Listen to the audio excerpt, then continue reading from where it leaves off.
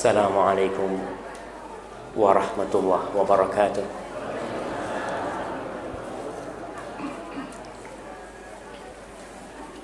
Innal hamdalillah, sungguh segala puji hanya milik Allah Jalla Jalaluh. Segala puja hanya untuk Allah Azza wa Jalla. Hanya Dia yang pantas untuk dipuji. Hanya Dia yang layak mendapatkan pujaan dari kita. Karena semua yang kita rasa, semua yang kita miliki adalah milik Allah Jalla Jalaluh. Karena apa kita kadangkala meminta pujian dan sanjungan dari orang? Karena kegantengan seorang lelaki, kegantengan itu dari Allah. Karena kecerdasan seseorang, kecerdasan itu dari Allah Jalla Jalaluh. Karena ibadahnya yang getol dan tekun, dia bisa ibadah karena Allah Jalla Jalaluh.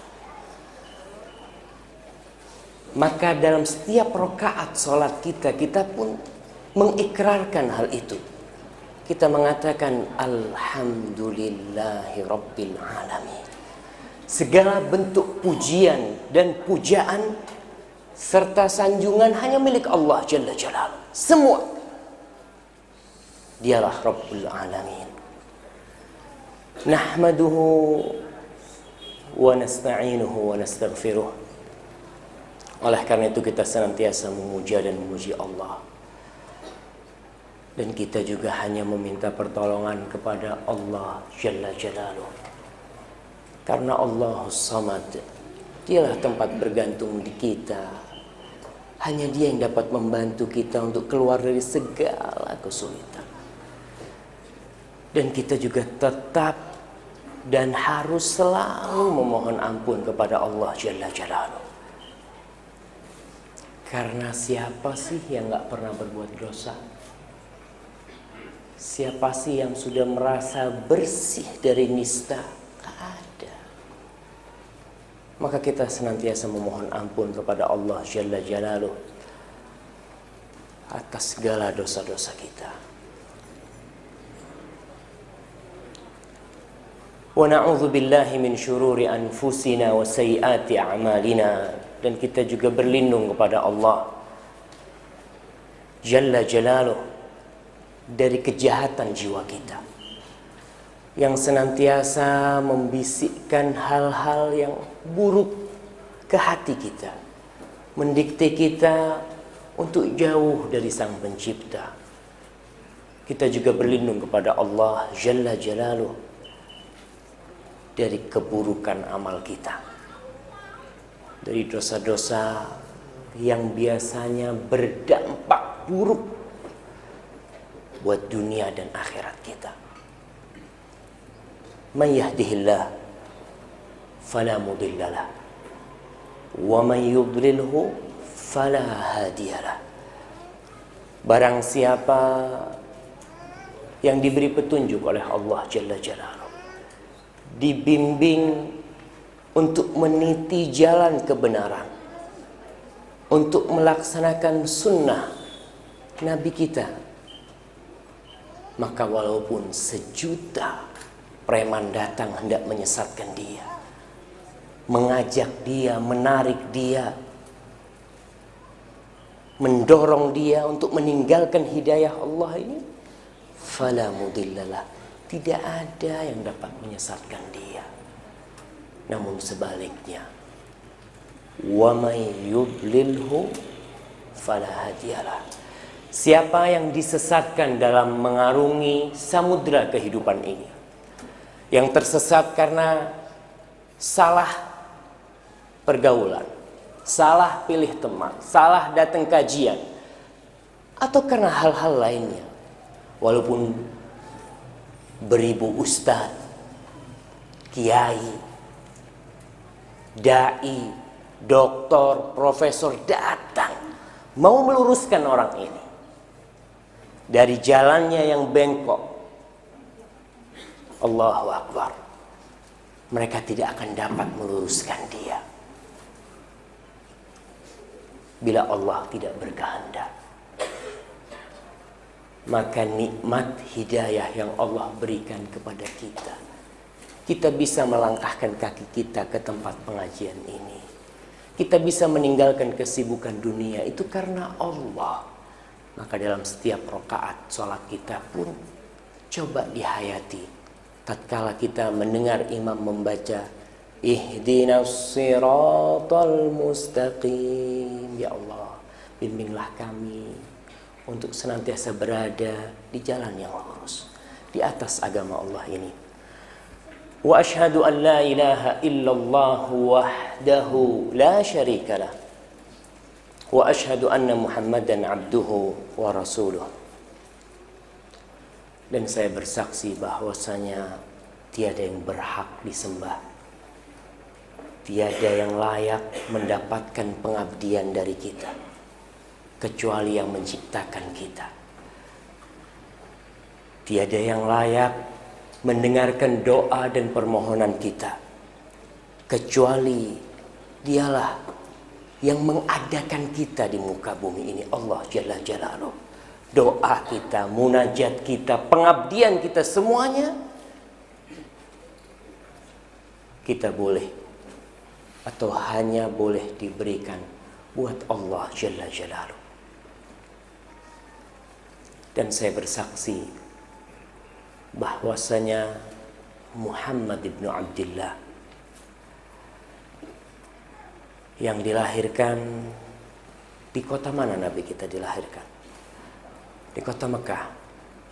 Hijrah ke kota Madinah, berjuang di sana sampai wafat. Pada tahun berapa Nabi kita wafat?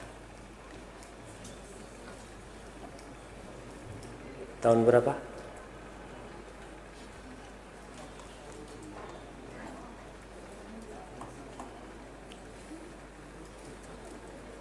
Jamaah, Anda ini malu mau tanya, soalnya tua-tua semua yang di depan antum aja. Tahun berapa Nabi kita wafat? Yang nggak ditanya nggak usah jawab ya. Tahun berapa? 600 Hijriah. Kayaknya jauh ya. Jauh. Tahun 11 Hijriah. Kita ini nggak kenal ternyata sama Nabi kita. Nah, dalam setiap sholat kita mengatakan asyhadu anna Muhammad abduhu wa rasuluh. Beliau dilahirkan di kota Mekah, hijrah ke kota Madinah, wafat pada tahun 11 Hijriah. Saya bersaksi dan saya yakin semuanya juga bersaksi bahwasanya dia Muhammad ibnu Abdullah adalah hamba utusan Allah Jalla Jalaluh. Yang konsekuensi dari kesaksian kita tidak boleh beribadah kecuali dengan tuntunan Nabi kita Muhammad SAW. Beliau yang diamanati jadi Nabi. Kita harus percaya dengan semua informasi yang disampaikan oleh Nabi kita Muhammad SAW. Segala perintah kita tinggalkan, segala larangan, segala perintah kita laksanakan, segala larangan kita tinggalkan. Dan kita tidak boleh beribadah kecuali dan tuntunan Nabi kita Muhammad SAW. Para ulama kita harus menghormati mereka. Mereka adalah pewaris para nabi. Apabila yang diwariskan 1000, jangan disampaikan 800. Korupsi ulamanya. Yang diwariskan 1000, jangan yang disampaikan 1200 ditambah-tambahin oleh para ulama. Kita terima warisan Nabi sempurna. Apa yang beliau wariskan kita amalkan. Itu konsekuensi dari syahadat Muhammad Rasulullah sallallahu alaihi wa ala alihi wa ashabihi wa sallama tasliman katsira. Amma ba'd. Ma'asyiral muslimin wal muslimat rahimakumullah. Kalau boleh saya bertanya, Sebelum kita mulai kajian ini, sejak fajar terbit tadi sampai kita datang ke tempat ini, berapa banyak sih sholawat yang sudah kita bacakan buat Rasulullah Sallallahu Alaihi Wasallam? Berapa? Ada yang sudah 500? Antum berapa? 10. Allahu Akbar. Andai kata satu salawat dapat $1, antum berapa kali akan baca salawat? Jamaah, saya sedang kampanye salawat ya. Karena salah satu ciri ahlus sunnah wal jamaah, salah satu ciri orang-orang yang cinta kepada Rasul Sallallahu Alaihi Wasallam, menegakkan agamanya, mereka banyak-banyak bersolawat buat Nabi Muhammad Sallallahu Alaihi Wasallam. Saya tak henti-hentinya dalam setiap kajian saya mengingatkan masalah solawat ini, karena memang banyak di antara kita yang mengklaim dirinya sebagai pengikut sunnah, tapi dia ternyata jarang bersolawat buat Rasul Sallallahu Alaihi Wasallam. Nabi Muhammad Sallallahu Alaihi Wasallam tidak butuh dengan salawat kita. Kenapa?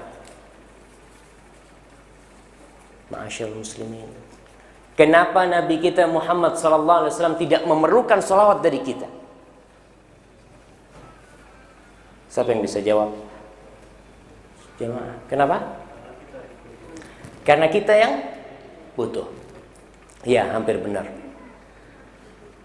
Benarlah, tapi kurang lengkap. Jamaah, fadhal dijawab. Antum.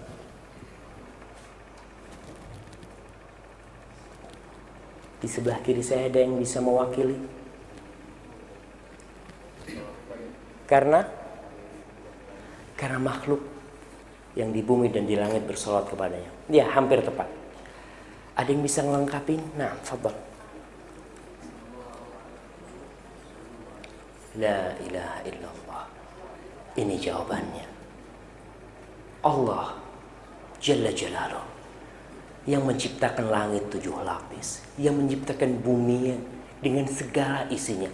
Allah Jalla Jalaluh yang menciptakan neraka dan surga. Allah yang memberi makan kepada ikan-ikan di lautan, yang memelihara burung-burung di hutan.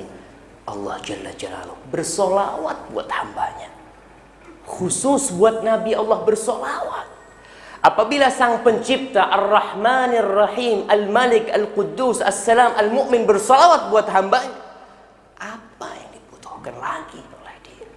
Ditambah lagi malaikat-malaikat Allah Jalla Jalaluh yang mereka terbuat dari cahaya, tidak pernah berbuat dosa dan nista, tidak seperti kita yang jumlah mereka, kata Nabi Muhammad sallallahu alaihi wasallam, attatis sama wa huqqalaha an ta'id. Langit itu merintih dan pantas dia merintih. Kenapa? Ma min mawdi'i shibrin illa wa malakun raqi'aw sajid. Tidak ada satu tempat sejengkal pun di langit kecuali di sana ada malaikat yang sedang ruku dan sujud. Mereka semuanya bersolawat buat Nabi. Allahu Akbar. Kalau makhluk yang mulia sudah bersolawat, sang pencipta sudah bersolawat, apalagi yang dibutuhkan? Tapi Allah Jalla Jalaluh ingin memberikan kemuliaan kepada kita. Allah tahu dengan segala keterbatasan kita sebagai manusia yang banyak dosa, banyak nista. Allah ingin memberikan kehormatan buat kita dengan turut bersolawat buat Nabi Muhammad SAW. Allah berfirman, Innallaha wa malaikatahu yusalluna 'alan nabi. Sesungguhnya Allah dan para malaikatnya bersolawat buat Nabi. Ya ayyuhalladzina amanu sallu 'alaihi wa sallimu taslima. Wahai orang-orang yang beriman, hanya yang beriman yang diseru. Yang gak beriman silahkan ditutup kupingnya, silahkan keluar. Karena Allah hanya menyeru hamba-hambanya yang beriman. Ada apa? Sallu alaihi wasallimu taslima. Kalian, kata Allah, bersalawatlah dan bersalamlah banyak-banyak buat Nabi itu. Allahumma salli wa sallim wa zid wa barik wa an'im alaih. Ma'asyiral muslimin, berapa banyak salawat yang harus kita berikan kepada Nabi? Dari 24 jam waktu yang kita miliki, selain sholat, selain kerja kita, berapa banyak salawat yang harus kita berikan? Berapa? 10%? Cukup? Cukup nggak 10%? Kurang? Ya, untuk persentase saya ingatkan kepada hadis Ubay bin Ka'ab yang senantiasa saya ingatkan selalu. Ubay bin Ka'ab radhiyallahu ta'ala anhu mendatangi Nabi kita Muhammad sallallahu alaihi wasallam. Kemudian Ubay berkata, Ubay ini penulis wahyu yang menjadi imam di masa Umar bin Khattab memimpin salat tarawih.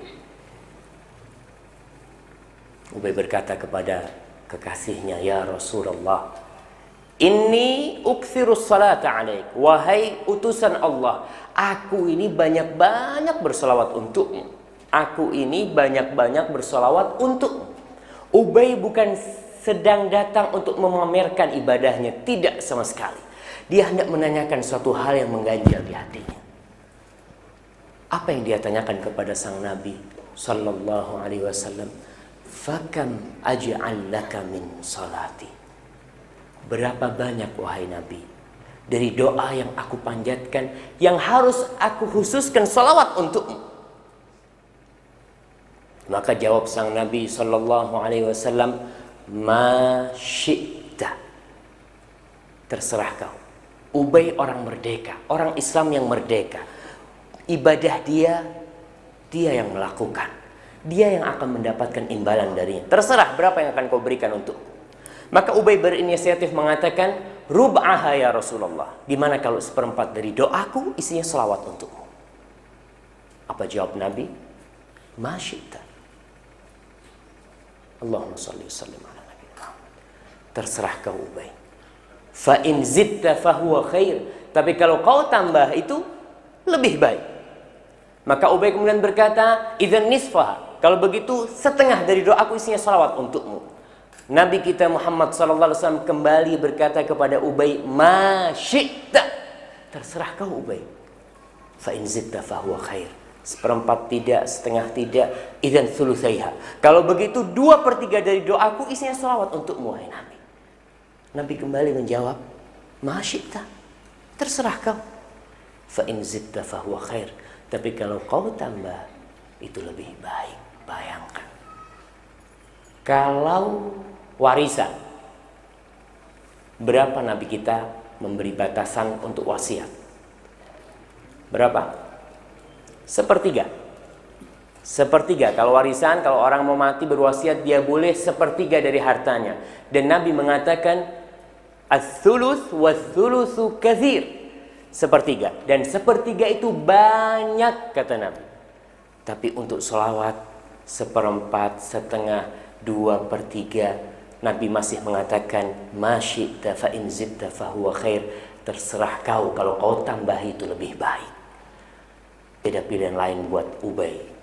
Maka Ubay mengatakan kepada nabinya, idzan aj'al laka min salati kullah. Kalau begitu Nabi, semua doaku, semua munajat dan permohonanku kepada Allah, semuanya untukmu. Semuanya berisikan salawat buat engkau wahai Nabi. Subhanallah. Itu cinta yang bisa membuat orang memberikan segalanya. Orang tua siap mati untuk anaknya.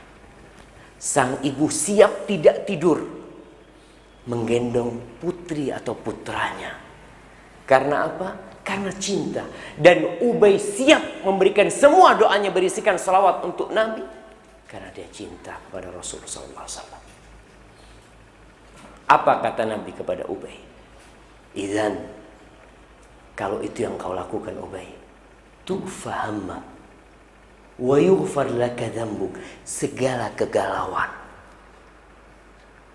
akan dimusnahkan dari hatimu, hilang. Tentram hidupnya orang yang menjadikan semua doanya salawat buat Rasulullah SAW. Itu janji Rasul kepada Ubay bin Ka'ab, fid dunya hasanah. Yang kedua apa kata Nabi? Wa yughfar laka dzambuk, dan semua dosa-dosamu diampuni. Itu buat orang yang banyak-banyak salawat buat Rasulullah SAW. Fid dunya hasanah, di dunia segala kegalauan dihapuskan dari jiwanya, dan di akhirat dosa-dosanya diampuni. Maka di mana tempat orang itu? Di surga tentunya.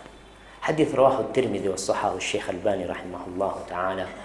Maka mulai saat ini, kalau kita lagi galau, kalau kita lagi gundah, ingat nama Allah Subhanahu wa taala dan berselawat kepada Nabi kita Muhammad sallallahu alaihi wasallam.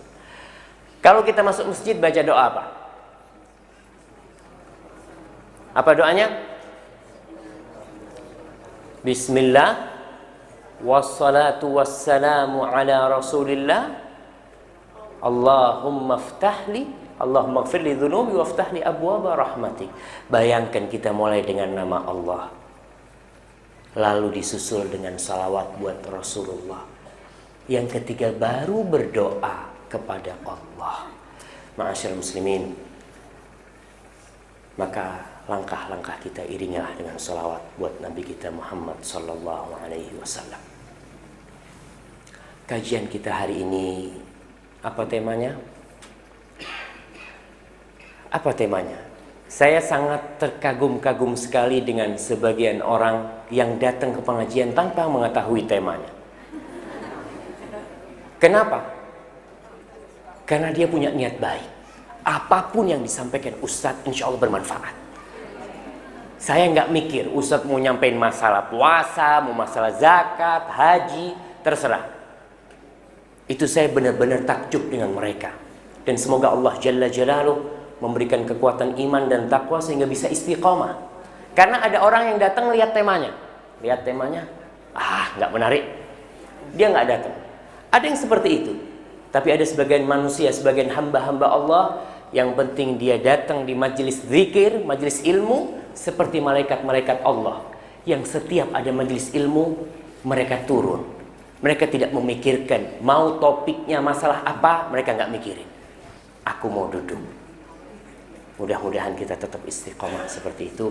Topik kita atau tema kita hari ini adalah berguguran sebelum garis finish. Subhanallah, tak terasa tamu yang agung, tamu yang mulia sudah menanti di ambang pintu. Kehadiran tamu itu mengusir segala gundah, mendatangkan berkah, membuat kita bersuka cita. Kepergiannya membuat kita senantiasa berduka. Tamu itu adalah Ramadan. Subhanallah. Beberapa detik, hitungan detik apa hitungan menit Ramadan datangnya. Mau detik, mau menit, kullu ma huwa atin qarib. Semua yang akan datang itu dekat. Semua yang akan datang itu dekat, mau kapanpun. Apalagi tinggal hitungan beberapa hari lagi kita akan memasuki bulan Ramadan. Rasulullah SAW bersabda dalam hadis yang diriwayatkan oleh Imam Bukhari, Muslim, Tirmidzi, Ibnu Majah dan lainnya tentang bulan suci ini. Beliau mengatakan, "Idza kana awwalu lailatin min Ramadan atau min syahri Ramadan." Apabila datang awal malam bulan Ramadan, subhanallah, ada apa? Detik-detik yang indah kedatangannya dimulai dengan terbenamnya mentari di ufuk barat. Kegelapan malam mulai datang. Ada apa dengan malam itu? Apa kata Rasulullah sallallahu alaihi wasallam? Suffidatis syayatin wa maradatul jin. Setan-setan dan jin-jin yang jahat dibelenggu. Dirantai mereka. Kemudian setelah mereka dirantai, wa ughliqat abwabun nar, dan pintu-pintu neraka ditutup. Walam yuftah minha bab, tidak ada satu pintu neraka yang dibuka. Emangnya berapa pintu neraka? Ada yang 6, ada yang berapa ibu-ibu? Kita tanya sama ibu-ibu lah, kesian ibu-ibu. Ada berapa? 8? 7, alhamdulillah ya. Jangan 8, 7 pintu neraka. Itu semuanya ditutup. Apa yang akan Allah berikan kalau sampai jin-jin dan setan-setan yang jahat dibelenggu? Pintu-pintu neraka ditutup rapat-rapat, nggak ada yang dibuka. Kata-kata ughliqat atau ghulliqat abwabun nar, itu kata-kata yang benar-benar rapat, benar-benar ditutup pintu-pintu itu. Dan kita lihat orang-orang kalau sudah mentari terbenam awal bulan Ramadan, itu semua sudah siap-siap dengan sarungnya. Ibu-ibu sudah mempersiapkan sejadah dan rukunya. Sang ayah sudah manasin mobilnya. Mau kemana? Karena Rasul SAW mengatakan wa futihat abwabul jannah, dan pintu-pintu surga sedang dibuka. Walam yughlaq minha bab, enggak ada pintu surga satupun yang ditutup. Semuanya dibuka sehingga kita bersemangat. Mulai awal Ramadan kita dapat membuktikan sabda Rasul SAW ini. Bagaimana benar-benar pintu-pintu neraka ditutup, pintu-pintu surga yang jumlahnya berapa pintu surga? 8. Itu dibuka lebar-lebar, setan-setan dan jin dibelenggu. Itu terbukti mulai awal malam Ramadan. Dan sabda Nabi, kejadian itu dimulai dengan terbenamnya matahari di ufuk barat. Kemudian ada apa lagi? Rasul mengatakan wa yunadi munadin, dan ada yang menyeru di malam awal Ramadan itu. Apa seruannya? Dia mengatakan ya baghiyal khair aqbil wa ya baghiyasy syarr aqsir. Ada yang menyeru mengatakan, seruan itu kita dengar. Kita dengar lewat hati kita, bisikan-bisikan indah. Kita tergerak untuk mengikuti. Seruan itu berbunyi, wahai yang menginginkan kebaikan, akbil, waktunya sekarang kau berlomba-lomba untuk kebaikan. Wahai yang ingin kejahatan, cukup, tahan dirimu. Kau sudah masuk malam pertama bulan Ramadan, yang saatnya kau berhenti berbuat jahat, berhenti berpikir untuk berbuat jahat. Tutup semuanya, cukup. Dan kita melihat awal malam Ramadan orang-orang jadi baik. Dan subhanallah, sebelum menghadapi penutupan pintu neraka dan pembukaan pintu surga, sekarang orang-orang sudah tambah baik belum? Sekarang kalau kita lihat ya, Masya Allah, orang-orang sudah mulai tambah baik. Pengajian-pengajian mulai tambah rame untuk mempersiapkan diri menghadapi dibukanya pintu surga oleh Allah Jalla Jalaluh. Maka cukup, yang ingin berbuat jahat cukup. Kemudian Rasul mengatakan walillahi utaqa minan nar wa dzalika kulla lailah. Dan Allah Jalla Jalaluh memiliki orang-orang yang dibebaskan dari api neraka setiap malam. Kita ini masuk surga apa masuk neraka? Bapak-bapak, kita tanya yang di sebelah kanan ini, antum ini kira-kira masuk surga apa masuk neraka? Kepingin masuk surga, tapi belum tentu kan? Di malam Ramadan itu ada pembebasan dari api neraka buat orang-orang yang mungkin dia layak masuk neraka. Maka berusahalah di setiap malam itu untuk mempersiapkan diri agar kita termasuk yang dibebaskan dari api neraka. Ma'asyiral muslimin wal muslimat, Ramadan ini menyimpan banyak rahasia, Bahkan Ramadan ini, kalau boleh saya gambarkan, mungkin salah saya, seperti game, seperti permainan, seperti perlombaan. Yang di perlombaan itu banyak sekali hadiah-hadiah yang akan diberikan bagi yang ikut dalam perlombaan dan dalam game itu. Tapi sebagian orang itu ternyata selesai lomba, selesai game, nggak dapat apa-apa. Itu yang kata Nabi kita Muhammad SAW, maaf, bukan kata Nabi kita, kata malaikat Jibril mendoakan dan diaminkan oleh Nabi kita, raghima anfumri'in wa fi riwayah syaqiyun abdun adraka Ramadan thumman salakha min falam yughfar lah. Celaka, sengsara, melarat seorang hamba yang dia hidup di bulan Ramadan, masuk ke bulan Ramadan, ikut di bulan Ramadan, tapi ternyata selesai Ramadan, berpisah dari Ramadan, dosa-dosanya belum diampuni. Kenapa ada yang seperti itu?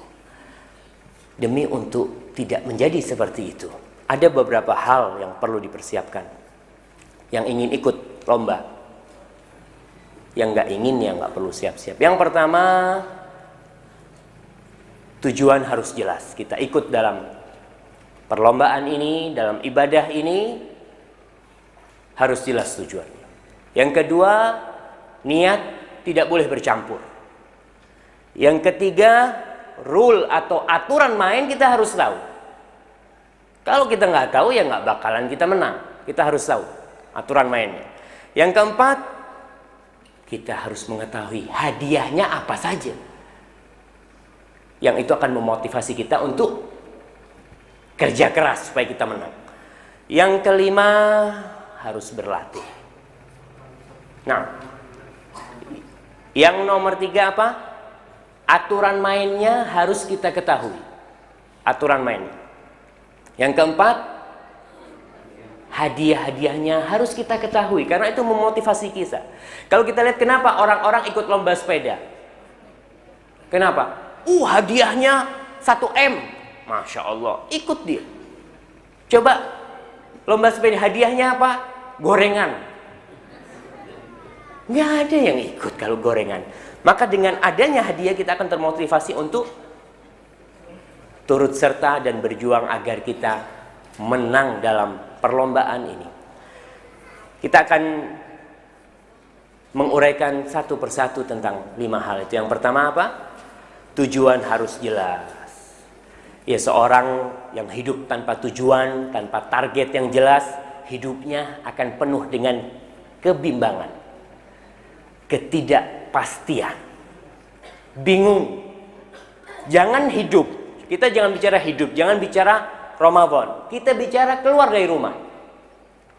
Orang kalau keluar dari rumah lagi gegeran sama istrinya, ya udah keluar, naik mobil, dia nggak tahu mau kemana. Apa yang akan terjadi? Belok sana, gang buntu. Oh, ketemu gang buntu. Kadangkala dia akan membuat yang di belakangnya kebingungan, nabrak atau apa. Itu keluar rumah. Gimana dengan kehidupan kita dan Ramadan kita? Kalau kita tidak tahu tujuan dan targetnya, apa target kita sebenarnya? Seorang mukmin itu mengetahui target keberadaan dia di muka bumi ini.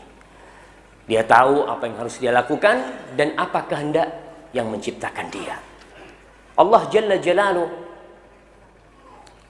mengatakan, "Afahasibtum annama khalaqnakum abatha wa annakum ilaina la turja'un." Apakah kalian mengira, kata Allah, kami menciptakan kalian ini sia-sia, main-main, nggak diurus, dan kalian berpikir kalian tidak akan kembali kepada kami, kata Allah Jalla Jalaluhu.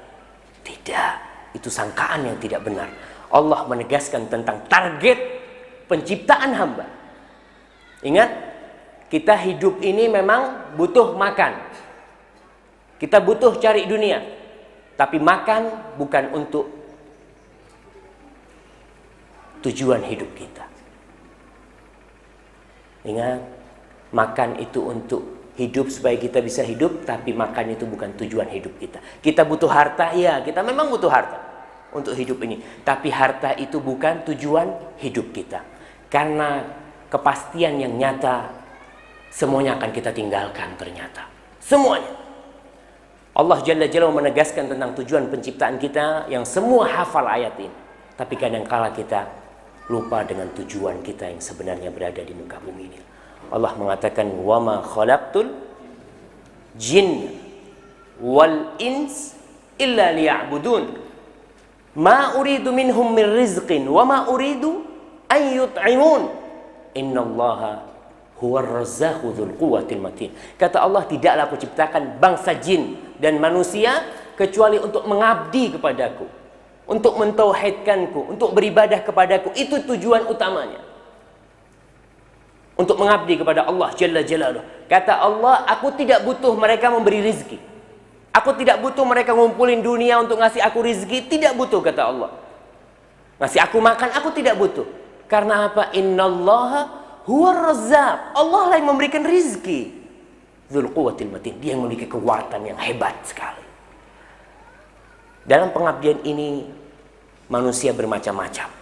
Maka Allah menegaskan kembali. Allah mengatakan, "Alladzi khalaqal mauta wal hayata liyabluwakum ayyukum ahsanu amala." Yang menciptakan kematian dan kehidupan untuk melihat, untuk menguji siapa yang paling baik amalnya. Maka dalam permainan ini, dalam perlombaan ini, dalam game ini, siapa yang paling baik, itulah yang diinginkan oleh Allah Subhanahu wa taala. Siapa yang terbaik di antara kita? Amalnya, bukan yang paling banyak amalnya, tapi yang paling baik, yang tentunya harus sesuai dengan aturan main supaya kita jadi lebih baik. Ma'asyiral muslimin, oleh karena itu seorang muslim ia mempunyai satu slogan agar dia menang menjadi orang yang paling baik amalnya. Ada slogan seorang mukmin yang tidak boleh ditinggalkan. Siapa yang ingat? Kita punya moto. Moto seorang hamba Allah di muka bumi ini yang beriman. Ada hadiahnya karena nggak bawa apa-apa, ustadznya kasih hadiah pena anak ini. Ya Allah. Fastabiqul khairat katanya. Ada moto seorang mukmin yang menjadi slogan hidup dia. Masyaallah muslimin. Kita baca ayat itu senantiasa sebelum kita tidur. Siapa yang ingat?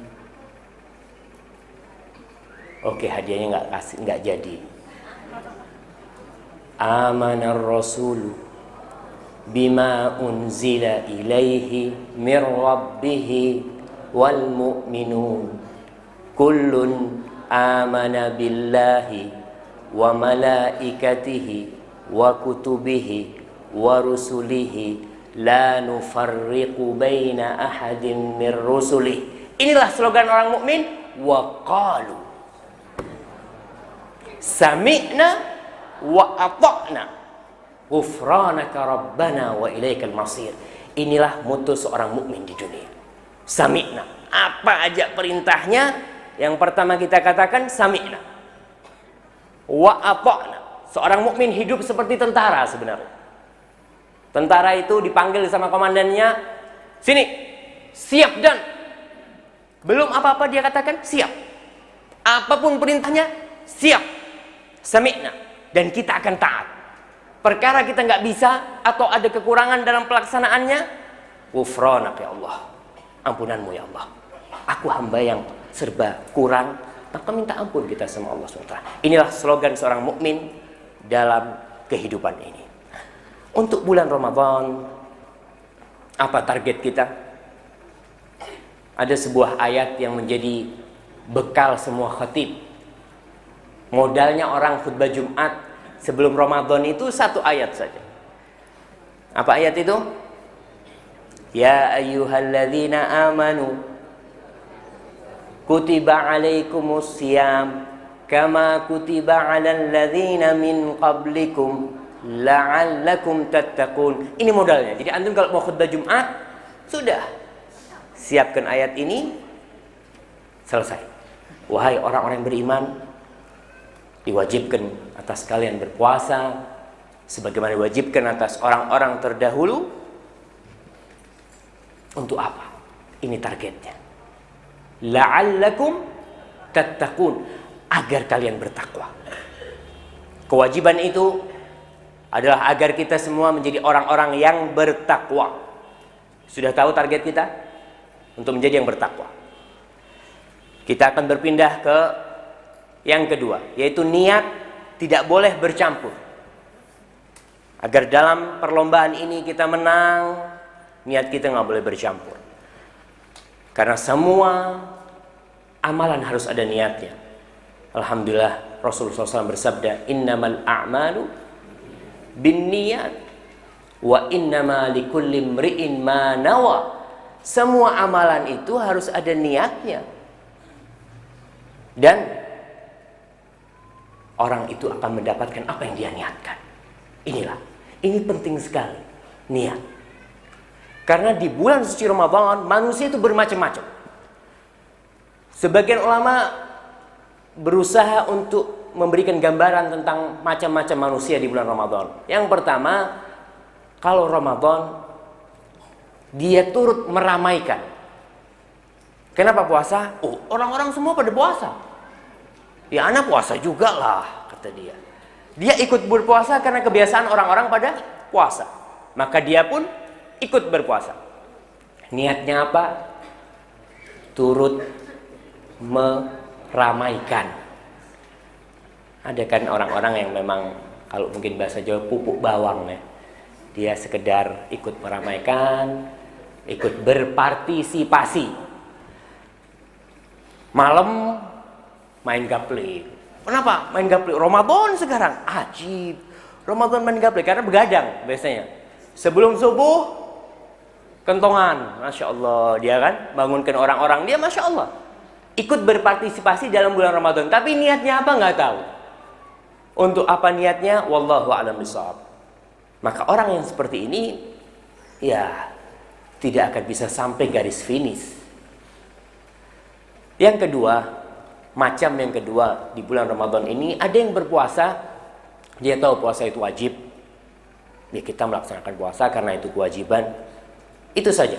Dia tidak pernah berpikir bahwa Ramadan ini ternyata menyimpan banyak rahasia.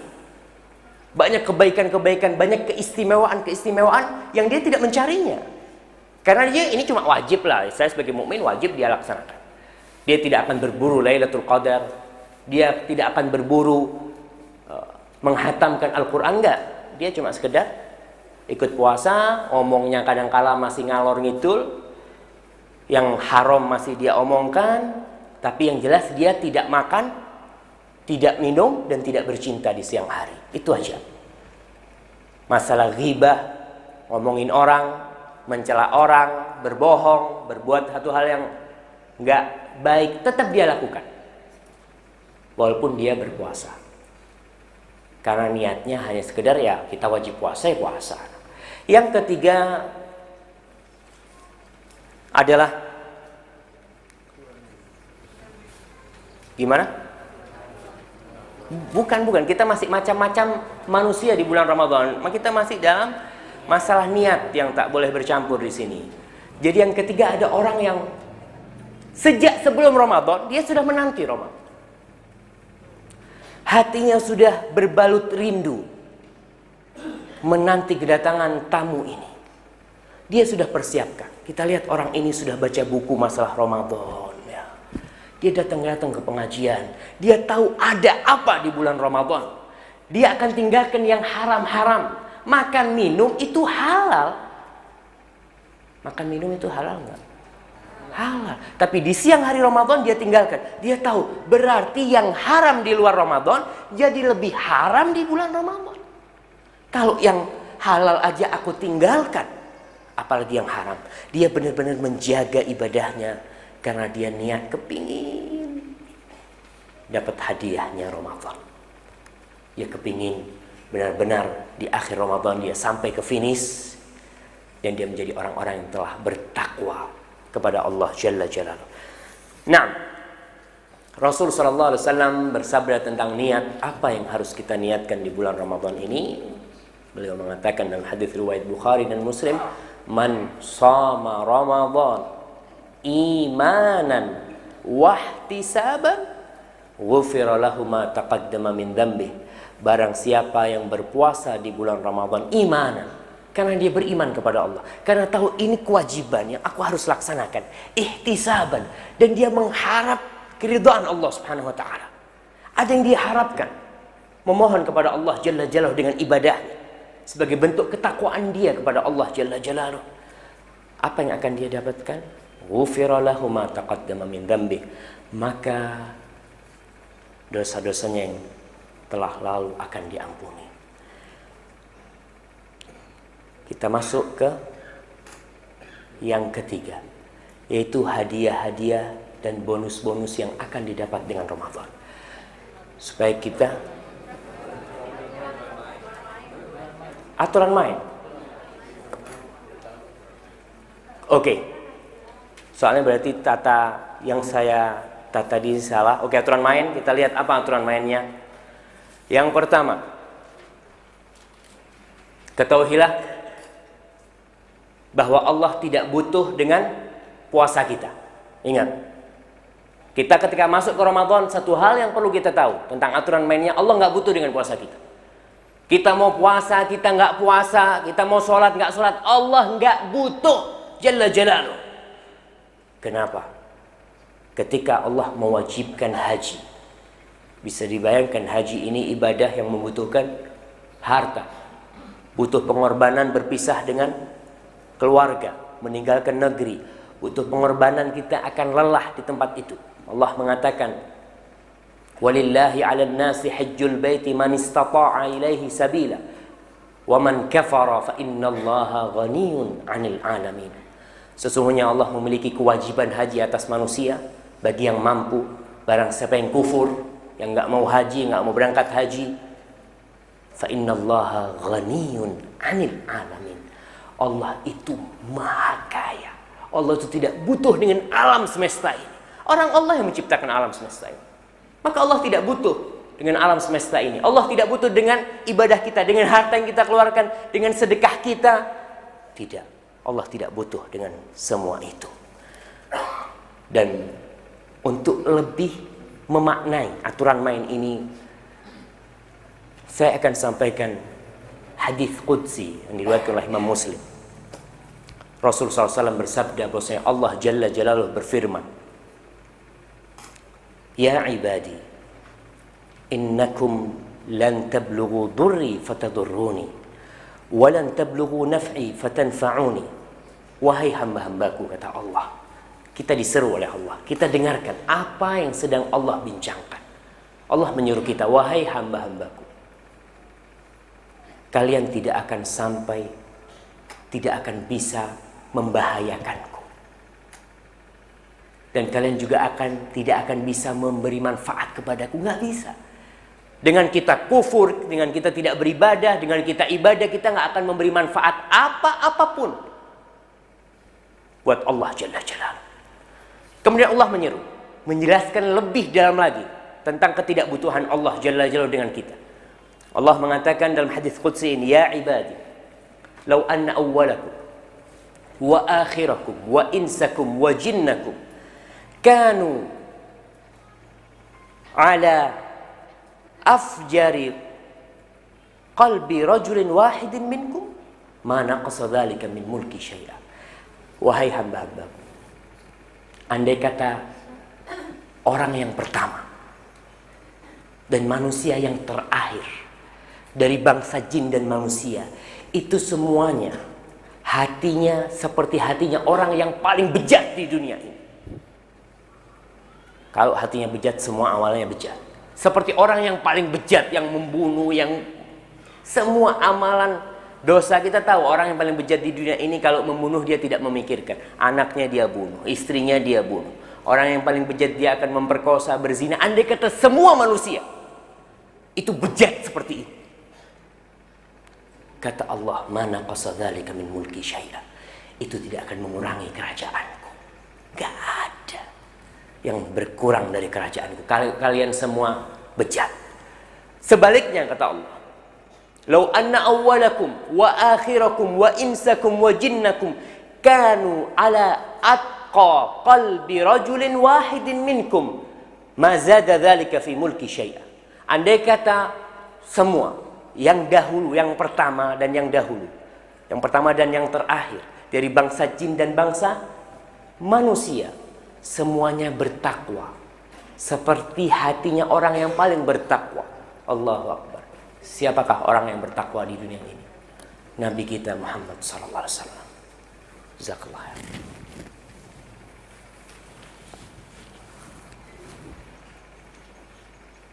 Andai kata semuanya bertakwa seperti ketakwaan Nabi Muhammad sallallahu alaihi wasallam, itu tidak akan menambah kerajaan Allah, sedikit pun tidak akan bertambah. Karena Allah nggak butuh sama kita. Itu Allah Jalla Jalla. Dan Allah ingin menjelaskan kepada kita ketidakbutuhan Dia dengan mengatakan kembali, "Lau anna awwalakum wa akhirakum wa insakum wa jinnakum qamu fi sa'idin wahidin fasa'aluni thumma a'taitu kulla wahidin minhum mas'alatah ma naqasa dzalika min mulki illa kama yanqusul mikhyatu idza udkhila al-bahr." Kata Nabi, kata Allah Jalla Jalaluhu dalam hadis qudsi ini, andai kata semuanya, bangsa jin dan manusia, dari yang pertama dan yang terakhir, semuanya berdiri di satu medan. Mereka semuanya meminta kepada Allah, memohon dengan permohonan yang bermacam-macam. Apa aja mereka minta, itu tidak akan mengurangi. Kemudian kata Allah, aku memberikan apa yang mereka minta, itu tidak akan mengurangi dari apa yang aku miliki, kecuali seperti air laut. Berkurangnya air laut kalau dimasukkan jarum kemudian diangkat, kau lihat ada apa di ujung jarum itu? Nggak ada apa-apa dibandingkan dengan samudra Allah Jalla Jalaluhu. Namun kenapa kita disuruh ibadah? Allah mengatakan, innama hiya a'malukum uhsiha lakum thumma uwaffikum iyyaha faman wajada khairan falyahmadillah wa man wajada ghaira dzalik fala yalumanna illa nafsah. Kalian beramal itu buat kalian. Aku kumpulin amal kalian, aku hitung amal kalian, dan aku akan berikan pahala buat kalian, kata Allah. Maka kita jangan berpikir Allah butuh dengan Ramadan kita. Tidak sama sekali. Kita yang butuh. Allah mengatakan itu amal kalian, aku kumpulin, aku hitung, dan aku akan kasih pahala, kata Allah Jalla Jalaluhu. Faman wajada khairan, yang nanti mendapatkan kebaikan di bukunya, Masya Allah, dia jadi orang yang baik, orang yang bertakwa, maka hendaklah dia bersyukur kepada Allah. Kenapa harus bersyukur kepada Allah? Karena dia bisa puasa, bisa sholat, bisa zakat, bisa datang pengajian. Karena siapa? Karena Allah Jalla Jalaluhu. Jangan pernah merasa GR ya, seakan-akan kita ini sudah baik. Kita baik karena Allah. Tapi yang mendapatkan keburukan, jangan mencela kecuali dirinya sendiri. Karena kita yang malas, karena kita yang gak taat, karena kita yang tidak mau menjemput hidayah itu. Aturan main yang kedua. Yang kedua, meninggalkan makan, minum, dan bercinta dari fajar terbit sampai matahari terbenam. Itu aturannya. Jadi yang mau berpuasa di bulan Ramadan ini dimulai dengan fajar terbit sampai terbenamnya matahari. Jumlahnya berapa? Berapa hari jumlah? 29 atau 30 hari. Allah mengatakan ayyaman ma'dudat, dalam hari-hari yang terhitung. Ingat, aturan main ini harus dilaksanakan. Kalau tidak, Rasul sallallahu alaihi wasallam bersabda. Rasul sallallahu alaihi wasallam bersabda, kalau aturan main ini dilanggar, Rasul mengatakan, bainama ana naim id atani rajulan. Suatu hari tatkala aku sedang tidur, aku bermimpi didatengin oleh dua orang. fa akhadha bi dhib'i fa ataya bi jabalan wa'iran. Kedua orang itu membawaku, mengangkat lenganku, dibawa aku. Dibawa kemana? Ke sebuah gunung yang terjal. Faqala li is'ad. Kemudian mereka berkata, naiklah, dakilah gunung. Aku mendaki, kata Nabi. Hatta idza kuntu fi sawa'il jabal. Sampai tatkala aku sampai ke puncak gunung, fa idza ana bi sautin syadid. Tiba-tiba aku mendengar suara yang keras. Faqultu ma hadhil aswat. Aku bertanya kepada mereka, suara apakah ini? Qala wa'u ahlin nar. Ini suara lolongan penghuni neraka. Bayangkan orang-orang yang di neraka itu bukan hanya menjerit karena siksa yang akan diterima oleh mereka. Thumman talaqa bi. Kemudian dua orang itu mengajak aku pergi. Fa idza ana biqaumin. Tiba-tiba aku melihat suatu kaum mu'allaqina bi araqibihim. Orang-orang yang lagi digantung kaki mereka. Jadi menghadap ke bawah. Entah seperti apa. Mungkin seperti kambing yang habis dipotong, yang kakinya harus digantungkan. Bi'araqibihim. Apa yang Nabi lihat? Nabi mengatakan musyaqqaqatun ashdaqu. Rahang-rahang mereka, pipi mereka itu pecah. Luka, terbelah. Tasilu ashdaquhum daman. Keluar darah dari pipi-pipi mereka, mengalir darah itu, kata Rasulullah SAW. Digantung, pipi, rahangnya pecah, keluar darah. Nabi bertanya, man haula? Siapakah mereka itu? Siapakah mereka yang lagi digantung, terjungkir, keluar darah dari pipi mereka mengalir? Siapakah mereka? Maka kata kedua orang itu, haula alladzina yuftiruna qabla tahillati shaumihim. Mereka adalah orang-orang yang berbuka sebelum waktu puasanya berakhir. Na'udzubillah. Hadis rawahu Ibnu Hibban wal Hakim wa Ibnu Khuzaimah dan disahihkan oleh Syekh Albani rahimahullah taala. Aturan main ini harus diikuti. Ingat, 30 atau 29 hari. Enggak ada dalam Islam itu puasa zuhur. Ada puasa zuhur, puasa setengah hari. Boleh kalau anak kecil mau puasa setengah hari, boleh lah. Memang dia nggak puasa, nggak niat puasa, sekedar pelatihan buat mereka. Tapi puasa itu 29 atau 30 hari. Karena banyak orang-orang yang berguguran sebelum finish, sebelum 30 hari, sebelum 29 dia sudah nggak puasa. Awal-awalnya saja berpuasa. Setelah itu dia tidak berpuasa lagi. Ingat, aturan main ini harus dijaga. Kalau tidak, kita akan menjadi orang-orang yang seperti Nabi sabdakan, na'udzubillahi minan nar. Semoga Allah menjauhkan kita dari api neraka. Aturan main yang ketiga, yang sakit, yang musafir, yang hamil, yang menyusui orang tua, yang nggak mampu, itu boleh tidak berpuasa. Ini aturan mainnya. Jadi kalau ada orang-orang yang masuk Ramadan dalam kondisi sakit, ya aturan mainnya dia boleh nggak puasa. Dia nanti kalau mampu, sehat, sembuh, dia menggantikan puasanya. Aturan main yang keempat, harus menahan emosi dan meninggalkan perbuatan bodoh.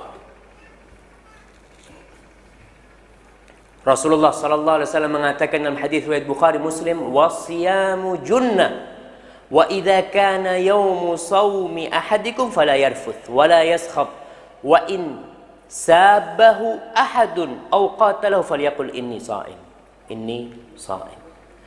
Kata Nabi kita sallallahu alaihi wasallam, puasa itu perisai, penghalang. Kalau kalian lagi puasa, Nabi mengatakan, kalau kalian lagi puasa, ingat, jangan mengeluarkan kata-kata kotor, kata-kata dusta, kata-kata yang tak layak diucapkan oleh seorang muslim. Di luar Ramadan kita nggak boleh berdusta, nggak boleh ngomong yang kotor. Di Ramadan lebih wajib kita tinggalkan.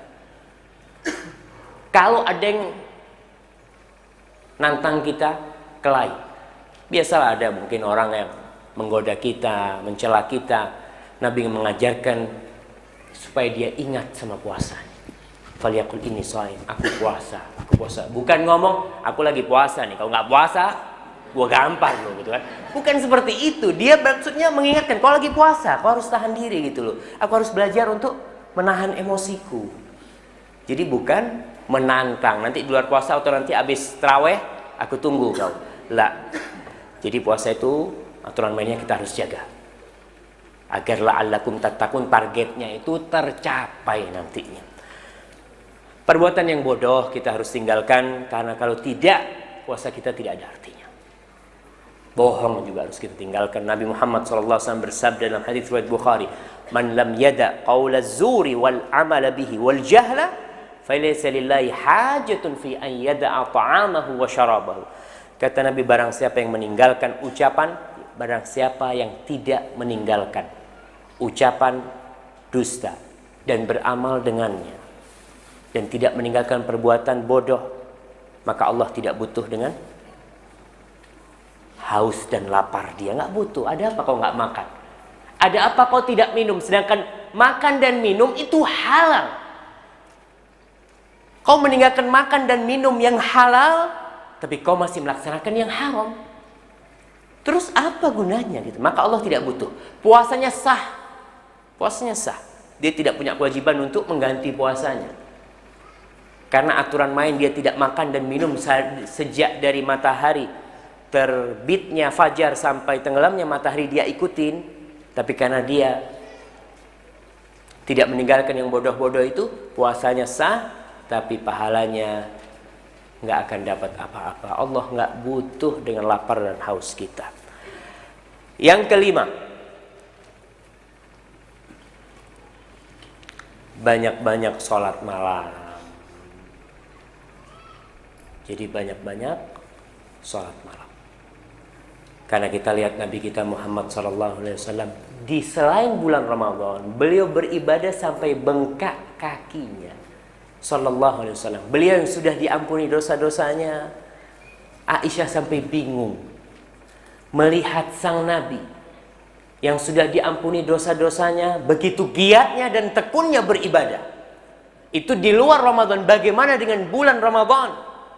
Yang beliau kalau sholat tarawih, sholat malamnya itu, kata sahabat-sahabat yang pernah sholat di belakang beliau, sampai mereka takut nggak bisa sahur. Karena begitu panjangnya. Kalau kita, Allahu Akbar, cari imamnya yang paling, Masya Allah, kita akan berbondong-bondong cari imam yang kalau baca waladhdallin amin, alif lam mim, baca Al-Baqarah, aduh, ternyata Allahu Akbar, rukuk, alhamdulillah, rukuk imamnya. Ya banyak terjadi orang-orang di kampung ya, insya Allah di Jakarta udah enggak. Di kampung-kampung itu ada yang kalau sholat tarawih yang dibaca satu rakaat Yasin, Masya Allah. Tapi cuma Yasin doang, Allahu Akbar terus. Bukan surat Yasin, cuma Yasin yang dibaca. Itu ada, tapi mudah-mudahan sudah mulai berkurang sekarang dengan menyebarnya ilmu. Dan carilah, kita boleh memilih. Cari tempat tarawih yang paling zen, yang bacaan imamnya bagus, nggak apa-apa, supaya kita lebih khusyuk. Jangan cari yang bacaannya cuma qul huwallahu ahad, qul a'udzu binnas. Dan kita boleh sholat tarawih di rumah, boleh. Banyak orang yang kalau ketinggalan di Jakarta ini kan memang sering macet ya, kadang-kala orang di jalan, orang lagi tarawih, ya Allah, nggak tarawih sudah. Bukan nggak tarawih, ketinggalan tarawih, tarawih sendiri. Jadi pulang sampai tempat rumah kita, tarawih. Kapan? Ya pas sampai rumah atau kita capek nanti bangun tidur sebelum sahur. Tetap, kalau kita ingin mendapatkan bonus-bonus dan hadiah-hadiah yang Allah sediakan nanti, yang akan kita ketahui sebentar lagi, kita harus banyak-banyak sholat tarawih. Karena kata Rasulullah SAW tentang ibadah sholat tarawih ini, tentang sholat malam ini, da'bus sholihin, dia adalah yang bisa dilakukan oleh orang-orang soleh. Dan tatkala Allah menyebutkan tentang penghuni surga, Allah menyebutkan kanu qalilan minal laili ma yahja'un wa bil ashari hum yastaghfirun. Mereka adalah orang-orang yang kalau malam hari tidurnya sedikit, cukup dia tidur mencukupkan diri. Alhamdulillah sekarang tempat tidur banyak. Saya rasa kalau saya melihat ya di busway itu orang pada tidur pagi, masya Allah. Oh ini masuk mungkin mereka yang qiyamul lail, saya pikir malam, jadi paginya tidur semuanya gitu. Nggak apa-apa, alhamdulillah. Tempat tidur banyak, di jalan bisa kita tidur. Malam hari sedikit kita tidurnya. Karena saya kadang-kala bingung dengan sebagian manusia yang diciptakan Allah, yang dia lupa dengan target hidupnya. Nonton bola itu dari jam 1 terus sampai subuh. Subuh, sholat, tidur terus, subhanallah. Padahal surga yang seluasnya langit dan bumi itu dijanjikan buat orang-orang yang sholat malam. Kenapa dia itu mau nonton bola sampai subuh? Kenapa? Karena cinta. Karena cinta. Kita belum cinta sama Allah Jalla Jalaluh. Kita belum cinta kepada Nabi kita Muhammad SAW, sehingga salawat kita sedikit, sholat kita sedikit, ngaji kita sedikit, karena kita belum cinta. Maka bagaimana Ramadan ini kita bisa menumbuhkan cinta kita kepada Allah Jalla Jalaluh. Yang keenam, aturan main bulan Ramadan ini banyak-banyak ngaji. Karena bulan Ramadan ini bulannya Al-Quran. Allah mengatakan syahru Ramadan alladhi unzila fihi al-Quran hudan linnas wa bayinatin minal huda wal furqan. Bulan Ramadan adalah bulan diturunkannya Al-Quranul Karim sebagai petunjuk dan penjelas bagi petunjuk-petunjuk. Jadi Quran diturunkan bukan hanya untuk cari berkah. Banyak orang yang ngaji Quran sekedar untuk cari berkahnya. Ingat, ini kita petunjuk. Dan Quran ini adalah surat cinta dari Allah Jalla Jalaluhu kepada hambanya. Saya benar-benar takjub dengan orang yang dapat surat cinta.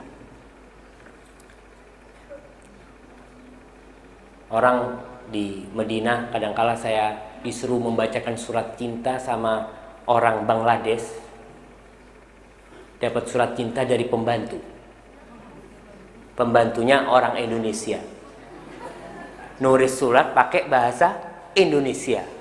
Orang Bangladesh tidak ngerti bahasa Indonesia. Dia cari orang yang bisa menerjemahkan surat itu. Kenapa? Karena cinta dia. Dia cari mana orang yang bisa membacakan apa sih maksud kekasihku ini. Allah Subhanahu wa ta'ala menurunkan Al-Quranul Karim, dan kita orang-orang Indonesia mungkin nggak ngerti bahasa Arab. Kita cari. Kalau kita cinta, yang jadi masalah kita tidak pernah menganggap itu surat cinta. Kita anggap itu surat cinta, berarti kekasihku ingin sesuatu dari aku. Apa yang dia inginkan dari aku? Ingat cerita tadi, bukan, tetap nggak boleh, yang namanya pacaran nggak boleh. Bukan berarti ustadznya menyetujui. Cuma saya heran, kenapa dia begitu semangatnya mencari penerjemah. Karena cinta. Kita seharusnya Al-Quran ini pun kita cari penerjemah. Alhamdulillah sekarang sudah diterjemahin. Nikmat sudah kita. Kita lihat bagaimana Rasul SAW di bulan Ramadan beliau bertadarus. Dengan siapa tadarusnya Nabi? Dengan siapa? Jibril alaihissalam. Allahu Akbar. Kita carilah orang-orang yang baik untuk bertadarus dengan mereka. Bagaimana orang-orang salaf, yang mereka adalah cermin buat kita ketika mereka membaca Al-Quranul Karim, khususnya di bulan Ramadan ini. Saya akan bacakan beberapa orang atau alim ulama dari tabi'in yang mereka ternyata benar-benar menghabiskan hidupnya untuk Al-Quranul Karim. Al-Aswad bin Yazid, seorang tabi'in. Tabi'in itu apa artinya sih? Tabi'in itu apa artinya? Seorang yang berjumpa dengan sahabat dalam kondisi beriman, itu tabi'in. Jadi kalau kita ngomong tabi'in, itu seorang yang berjumpa dengan sahabat dalam kondisi dia beriman kepada Allah dan Rasulnya. Aswad bin Yazid adalah salah satu tokoh tabi'in yang terkemuka. Dia biasa menghatamkan Al-Quran di bulan Ramadan setiap 2 malam. Setiap 2 malam dia menghatamkan Al-Quran. Dan di selain Ramadan dia menghatamkan di setiap 6 malam. Kita ada yang setahun nih 360 hari nggak hatam-hatam. Allahu Akbar. Beliau di Ramadan 2 malam sekali, berarti beliau hatam 15 kali di bulan Ramadan. Gimana? Tahun ini kita berapa kali hatam? 15? Bapak-bapak, kalau ibu-ibu, saya rasa ibu-ibu semangat. Bapak ajak yang kerja ya, Masya Allah. Ya libur lah kerja sebulan gitu. Qatadah bin Da'amah As-Sadusi, seorang tabi'in juga. Dia biasa menghatamkan Al-Quran setiap 7 malam di luar bulan Ramadan. Apabila datang bulan Ramadan, beliau menghatamkan Al-Quran setiap 3 malam. Berarti sebulan berapa? 10 kali. Tapi tidak. Bila masuk 10 malam terakhir, bila mendekati garis finish, beliau menghatamkan tiap malam. Allahu Akbar. Mereka benar-benar orang yang tahu dengan Al-Quranul Karim ya. Kemudian Ibrahim An-Nakhai, beliau pun biasa menghatamkan Al-Quran setiap malam di 10 hari terakhir. Tiap malam hatam Al-Quran di 10 hari terakhir. Al-Imam Syafi'i rahimahullahu ta'ala, diriwayatkan oleh Rabi' bin Sulaiman, muridnya Imam Syafi'i, dia mengatakan Imam Syafi'i itu biasa menghatamkan Al-Quran dalam sebulan sebanyak 30 kali. Sehari sekali beliau hatam Al-Quran. Tentu bacaan itu bukan dengan baca Al-Quran saja ya, tapi dalam sholatnya pun lanjut. Sholat subuh beliau baca mulai Alif Lam Mim, terus nanti sholat duhanya, zuhur, terus seperti itu. Bukan hanya dalam kondisi membuka Al-Quran Karim. Dan di bulan Ramadan beliau menghatamkan sebanyak 60 kali. Hada imamuna Imam Syafi'i rahimahullahu ta'ala. Mereka benar-benar memanfaatkan kita ini loh ya apa. Allahu Akbar. Setelah mendengarkan ini, rencana gimana Bapak? Proyeknya Ramadan ini berapa kali hatam? Mau ikut Imam Syafi'i apa mau ikut An-Nakhai, atau mau ikut siapa Ustaz ya? Ikut saya sendiri Ustaz. Mereka cermin-cermin yang tak pudar, yang usahakan kita bisa mencontoh ya mereka. Kenapa mereka bisa? Karena bulan Ramadan mereka jadikan bulannya Al-Quranul Karim.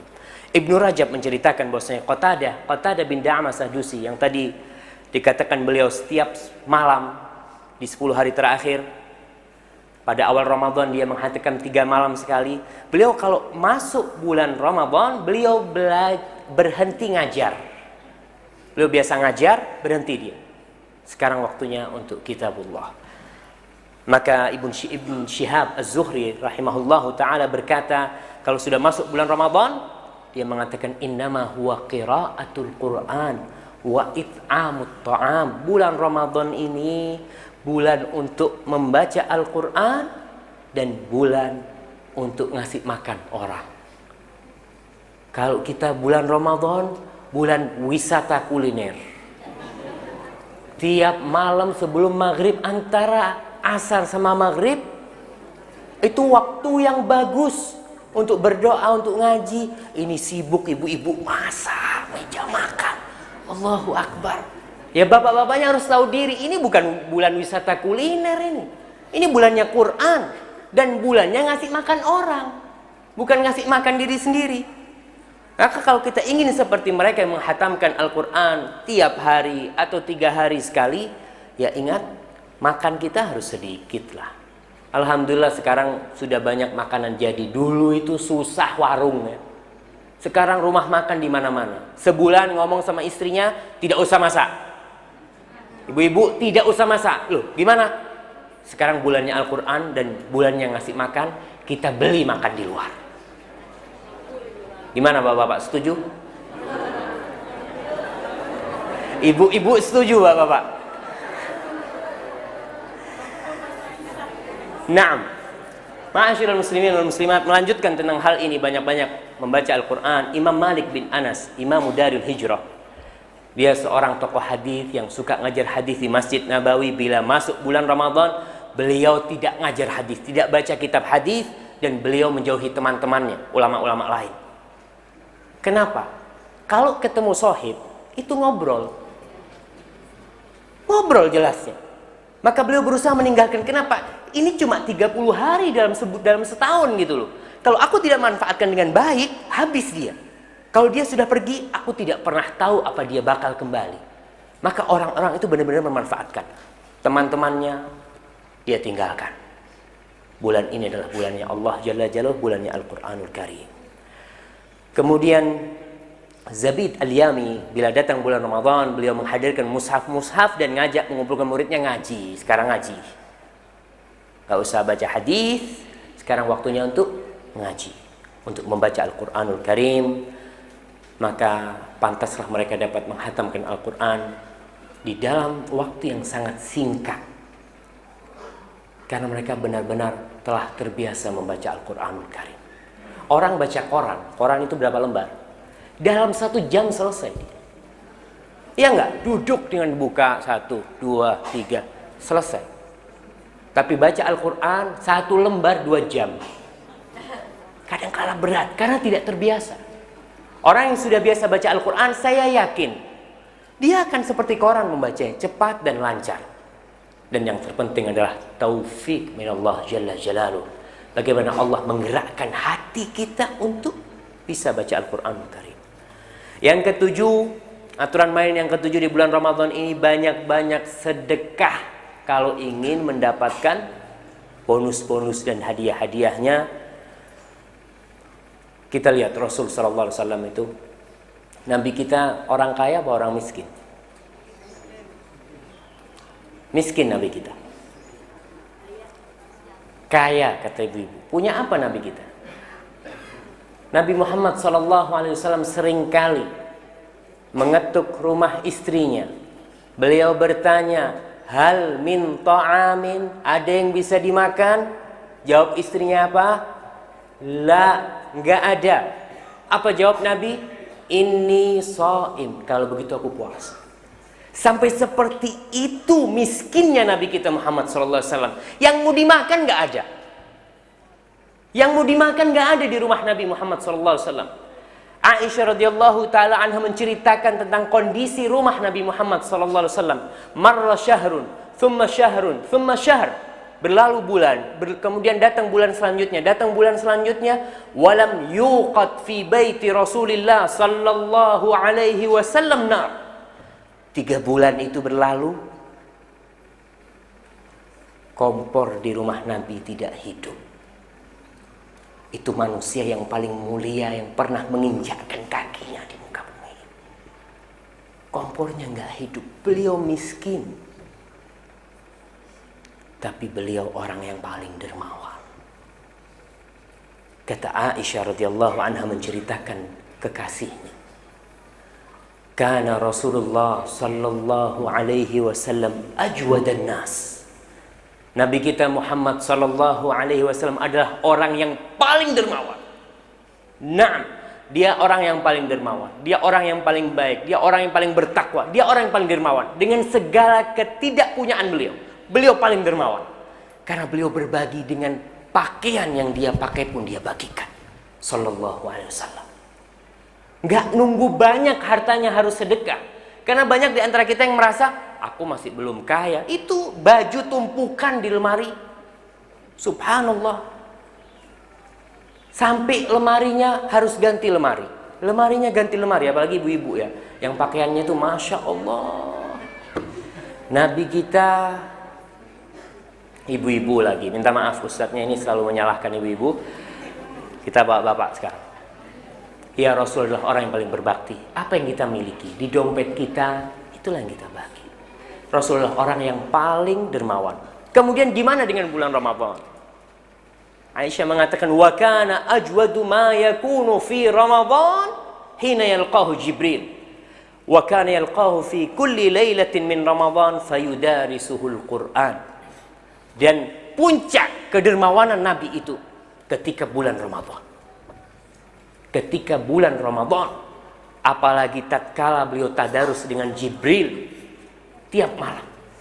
Para ulama menjelaskan bahwasanya dengan banyak membaca Al-Qur'anul Karim, hati kita akan menjadi lembut, tangan kita akan menjadi lunak untuk bersedekah.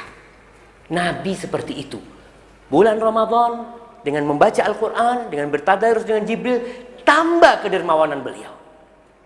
Seperti apa sih dermawannya Nabi Muhammad sallallahu alaihi wasallam? Fala Rasulullah sallallahu alaihi wasallam ajwadu bil khairi minar rihil mursalah. Rasul sallallahu alaihi wasallam itu lebih derma, lebih suka berderma dengan kebaikan yang dia miliki daripada angin yang bertiup. Angin itu sampai kemana-mana. Nabi lebih dari itu kebaikannya. Ketika datang zakat, Rasulullah SAW bagi langsung. Rasulullah memberi orang-orang yang baru masuk Islam mu'allaf itu ratusan onta, ratusan kambing. Dan beliau tidak pernah memegang harta. Beliau bagi sallallahu alaihi wasallam. Maka ingat, jangan nunggu kaya. Kita pun harus belajar. Yang muda-muda, yang dapat uang saku, belajar bersedekah di Ramadan. Dia ngomong, aku dikasih uang saku 10.000, hari ini aku akan bersedekah. Sedekahkan. Orang tua harus mewariskan kepada anaknya. Suami yang pelit. Ibu-ibu ada yang suaminya pelit di sini? Ada, Allahu Akbar. Nah, Masya Allah. Ya. Suami-suami yang pelit, anaknya jadi pelit. Dan ada keluarga yang terkenal, keluarga fulan, aduh jangan minta sumbangan di sana. Dikunci pagernya. Itu ada keluarga-keluarga yang memang pelit karena didikan di dalam rumah. Kita pun kalau kepingin anak kita dermawan, kita harus jadi orang yang dermawan terlebih dahulu. Tunjukkan anak kita, kasih anak kita duit, kasih nah. Bagi-bagi. Habis, jangan takut. Yang ngasih rezeki kita itu Allah Jalla Jalaluh. Allah janji 1 diganti 10, 10 diganti 700. Sudahlah, rezeki dari Allah kita bagi, Allah yang memberi balasan buat rezeki yang kita bagi itu. Dan di bulan Ramadan berkaitan dengan aturan yang nomor 7 ini, banyak-banyak sedekah. Ingat sabda Rasul sallallahu alaihi wasallam, man fattara sha'iman kana lahu mithlu ajri ghaira annahu la yanqusu min ajri shaimi syai'an. Barang siapa yang memberi makan orang berbuka, ngasih makan orang berbuka, dia dapat pahalanya orang yang berpuasa itu tanpa dikurangin pahala orang berpuasa itu. Jangan yang berpuasa dikasih makan, aduh pahala saya berkurang nanti karena fulan yang ngasih buka. Tidak akan berkurang pahala kita. Dan kita bagi-bagi ke fakir miskin. Jangan berbagi cuma kepada tetangganya yang kaya. Karena biasanya Ramadan kita masak, yang dikasih tetangganya yang fulus-fulus. Itu fakir-fakir miskin yang gak pernah makan enak, panggil dia, ajak berbuka.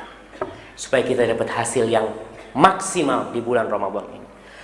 Yang ke-8, jangan lupa zakat fitrah. Jangan lupa zakat fitrah. Di akhir bulan Ramadan kita disyariatkan untuk mengeluarkan zakat fitrah. Dan usahakan, sekedar nasihat dari saya, kalau mengeluarkan zakat fitrah itu jangan dititipkan,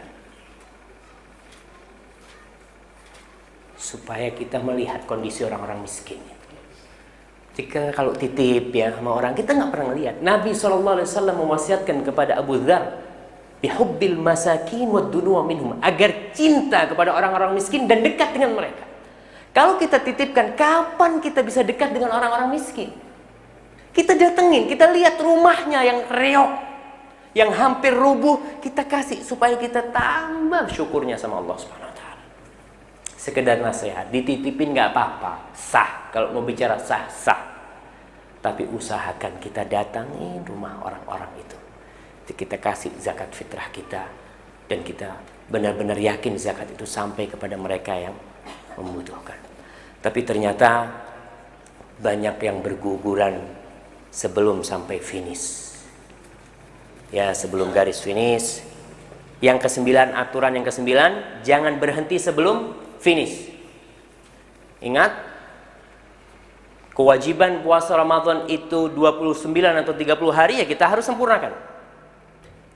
Karena perjalanan permainan ini atau perlombaan di bulan Ramadan ini seperti mendaki. Hadiahnya itu yang paling banyak di mana? Di atas. Ada orang-orang yang sampai pertengahan sudah putus. Dan kita bisa membuktikan masjid-masjid kalau awal bulan Ramadan full, Masya Allah. Tambah hari, tambah maju. Ada kemajuan. Ini bagus. Maju. Ada kemajuan bagus, tapi kalau softnya yang maju, softnya maju terus. Besok maju lagi. Ingat, mendaki. Ada orang-orang yang berhenti. 10 hari sudah berhenti. Dan yang saya kasihani itu adalah para wanita. Kenapa? Kalau sudah mau masuk garis finish, itulah full godaan buat mereka. Mall-mall, pasar-pasar full sama ibu-ibu. Belanja buat persiapan lebaran sudah. Ajib, ini belum selesai nih. Maaf, saya mungkin ibadah Ramadan ini belum selesai. Kalau boleh disebut game ini belum selesai. Jangan berhenti dulu. Pasar full. Sampai rumah, iyalah nggak apa-apa ke pasar belanja. Sampai rumah ribut bikin kue. Allahu Akbar. Bikin kue. Apa mau tadarus? Nggak mungkin, sudah kue capek. Apalagi yang pikirannya bulan Ramadan, bulan rezeki. Kue ini laris susah kalau Ramadan. Boleh, itu salah satu mungkin bonus-bonus bulan Ramadan. Tapi ingat, ada bonus yang lebih luas dari dunia dan isinya itu surga, yang kita harus mempersiapkan diri untuk hal itu, ditata. Yang mau belanja buat Ramadan, sekarang belanja. Yang mau beli bajunya anak-anak, terus terang saya sangat bersedih bila lewat malam hari, masuk 10 hari terakhir, itu full toko-toko dan mal-mal itu full orang. Saya lihat masjid, ajib, masjidnya sepi orang. Karena banyak orang yang berhenti sebelum garis finish. Di finish ini, ketika hampir mendekat finish ini, ada satu malam yang lebih baik dari 1000 bulan. Berapa tahun 1000 bulan itu? 83 lewat beberapa bulan gitulah. 83. Anggap 84 tahun. Umur kita berapa? Ini banyak bapak-bapak yang tua. Ada yang umurnya 70? Ada. Ada, insya Allah ada. Yang umurnya 50? Banyak. Oke, yang umurnya 50. Kalau dikasih kesempatan tambah umur, mau minta berapa? Minta berapa? Minta 100? Ada yang mau umurnya 150? Nggak ada. Orang Islam umurnya 150, wah Ustaz, sudah bongkok-bongkok mungkin saya Ustaz kalau 150. Nggak ada. Kita tahu umur kita mungkin, kata Nabi, a'maru ummati baina 60 wa 70. Antara 60 sampai 70 umur umatku, kata Rasulullah SAW. Wa aqalluhum man yajuzu dzalik. Yang sedikitlah, yang paling sedikit yang lewat dari sana. Maka malam satu malam di 10 hari terakhir, itu Lailatul Qadar, itu sama dengan 83 atau 84 tahun. 1000 bulan lebih baik dari itu. Allahu Akbar. Beramal satu malam, dapat 84 tahun. Yang mungkin umur kita tidak bisa sampai ke sana. Maka ingat, 10 hari terakhir ini sudah mau masuk finish. Dan kita lihat Rasul Sallallahu Alaihi Wasallam, apa yang beliau lakukan ketika mau masuk 10 hari terakhir. Dan kita lihat tadi ulama-ulama salaf, para tabi'in, 10 hari terakhir menghatamkan Al-Quran tiap malam. Kalau paling enak lah tiap malam 3 juz, 4 juz kita baca. Berusaha semaksimal mungkin kita bisa menghatamkan Al-Quran berkali-kali di bulan Ramadan ini. Maka pantas kalau mereka bisa hatam, kita nggak bisa hatam. untuk hasil yang lebih maksimal, iktikaf. Kalau kepingin hasil yang lebih maksimal, iktikaf. Ya kita bisa bayangkan ya, bulan ini setahun sekali datang, 30 hari. Dan iktikaf itu cuma 10 hari dari 365 hari yang kita miliki. Atau 360 hari yang kita miliki, ini 10 hari kita khususkan untuk Allah Jalla Jalaluhu, supaya kita bisa mendapatkan hasil yang maksimal. Masjid, duduk sana, tinggalkan keluarga. Jangan, saya kalau di rumah lebih khusyuk. Mungkin khusyuk di rumah, tapi di masjid lebih khusyuk insya Allah. Karena gak ada yang gangguin baca Quran. Kalau di rumah ada yang telepon, kalau di rumah ada anak yang nangis, macam-macam lah. Tapi kalau di dalam masjid, udah, ini di rumah Allah Jalla Jalaluhu, waktuku untuk Allah Subhanahu wa ta'ala. Jangan ke masjid bawa iPad. Subhanallah, kata dia, ini ke masjid yang dibaca berita-berita tentang, sama aja berarti dia. Khususkan waktu kita putuskan diri kita dengan dunia 10 hari saja. Kalau nggak mampu 10 hari, 9 hari. Nggak mampu 9 hari, 8 hari. Nggak mampu pilih tanggal-tanggal ganjilnya. Nggak mampu pilih setengah malam. Semaksimal mungkin lah kita berusaha untuk menyendiri. Karena orang dengan menyendiri, nggak ada yang ganggu dia ngaji, dia sholat, dia mengevaluasi dirinya, insya Allah akan lebih baik yang dia capai. Nabi Muhammad SAW kalau masuk 10 hari terakhir, apa yang beliau lakukan? Syadda mi'zaro, dikencangkan sarungnya. Kita kalau masuk 10 hari terakhir, makanannya tambah macam-macam, tambah enak-enak yang dia makan. Subhanallah, Rasul syadda mi'zaro, dikencangkan. Tanda beliau giat. Wa aiqadha ahlu, dibangunin istrinya. Wa ahya lailahu, malamnya dihidupkan oleh beliau sallallahu alaihi wasallam. Maka berusahalah kita sedikit di bulan Ramadan sekarang ini. Kalau mungkin sudah berlalu puluhan Ramadan, kita belum bisa iktikaf, kita belum bisa maksimal untuk membaca Al-Quran di 10 hari terakhir, maka maksimalkan. Kalau kita ada kerjaan, majukan kerjaan itu.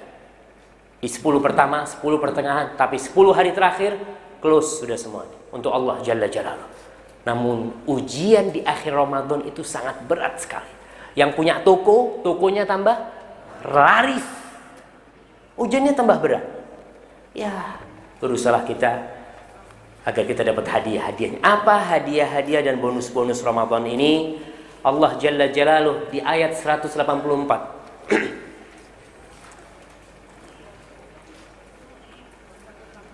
mengatakan, wa antasumu khairul lakum in kuntum la ta'lamun. Puasa itu baik buat kalian jika kalian tahu, jika kalian punya ilmunya, jika kalian mengetahui apa yang Allah jelaskan, yang Allah sediakan di bulan Ramadan ini. Ini adalah penyemangat kita untuk turut dalam perlombaan di bulan Ramadan ini. Waktunya masih ada apa sudah selesai? Berapa menit lagi saya dikasih? Oke, saya lanjutkan tentang hadiah dan bonus-bonusnya. Masa pertanyaan nanti kita lanjutkan supaya lengkap kita. Kamar-kamar yang indah Allah sediakan bagi orang-orang yang rajin berpuasa. Kita ini kepingin punya rumah yang bagus. Kadangkala kita siap kerja dari jam 8 sampai jam 4 macet di Jakarta, pulang sampai rumah jam 8, 10 malam, siap bertahun-tahun nggak punya rumah. Kadangkala seperti itu. Orang yang rajin berpuasa, Allah sediakan baginya rumah, kamar-kamar yang indah. Ini kamar yang sangat spesial. Coba kita dengarkan sabda Rasul sallallahu alaihi wasallam. Beliau bersabda, "Inna fil jannati ghurafan tura zuhuruha min butuniha wa butunuha min zuhuriha." Faqama a'rabiyyun faqala liman hiya ya Rasulullah? Qala liman atabal kalam wa at'amat ta'am wa adama siyam wa shalla bil lail wan nasu niyam. Sesungguhnya di surga itu, kata Nabi, hadis ini riwayat Imam Tirmidzi dan sahih. Di surga itu ada kamar-kamar khusus spesial. Bagaimana keindahannya? Dalam kamar itu bisa dilihat dari luar. Luarnya bisa dilihat dari dalam. Sekarang kita kalau punya rumah, rumahnya bagus, indah, megah, yang menikmati itu orang yang lewat. Betul nggak? Perampok-perampok lihat bagus banget ini, kayaknya bisa di... Kita yang di dalam rumah tidak kelihatan. Yang kita di kamar kita, masa kelihatan dengan keindahan rumah kita? Enggak. Dari luar yang kelihatan. Di surga kita bisa ngelihat luar kamar kita dari dalam. Yang dari dalam kita bisa ngelihat keindahan, dari luar kita bisa melihat keindahan dalam kamar kita. Subhanallah. Ditanya Rasulullah SAW, liman hiya ya Rasulullah, milik siapa kamar-kamar indah itu? Kata Rasulullah SAW yang memiliki 4 kriteria. Liman atobal kalam, yang ngomongnya bagus, manis, gak pedes, baik omongannya. Wa'at amat ta'am, suka ngasih makan orang, suka membantu, suka berderma. Yang ketiga, wa adama siyam, rajin puasa. Dan yang keempat, sholat di malam hari sedangkan manusia tidur. Ini bonus yang pertama. Yang kedua, pintu Rayyan akan menanti kita. Pintu Rayyan akan menanti kita. Pejabat, para pejabat biasanya kalau datang ke satu daerah, dia akan mendapatkan pelayanan khusus. Disambut dari depan, disediakan karpet merah, ya, supaya lewat sana dijaga keamanannya. Orang-orang yang berpuasa, yang rajin berpuasa akan mendapatkan pelayanan yang sangat khusus ketika mereka masuk surga. Ada pintu khusus buat mereka yang disebut Babur Rayyan. Itu kalau kita sampai ke garis finish. Kemudian Rasulullah SAW bersabda, lis-shaimi farhatani. Ada 2 kebahagiaan buat orang yang berpuasa, 2 kegembiraan. Farhatun 'inda fitri wa farhatun 'inda liqa'i rabbih, rawahu Muslim. Kebahagiaan atau kegembiraan tatkala dia berbuka, dan kegembiraan tatkala dia berjumpa dengan Allah Subhanahu wa taala. Bagaimana atau siapa yang bisa menggambarkan buat saya kegembiraan ketika berbuka? Gembira karena Masya Allah hari ini bukanya zen.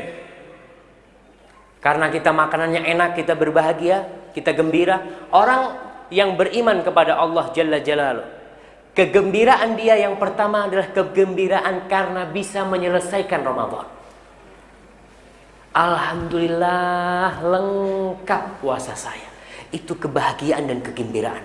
Bukan karena dia bisa makan di pagi hari, bukan karena dia bisa makan setelah terbenamnya mentari, bukan karena itu.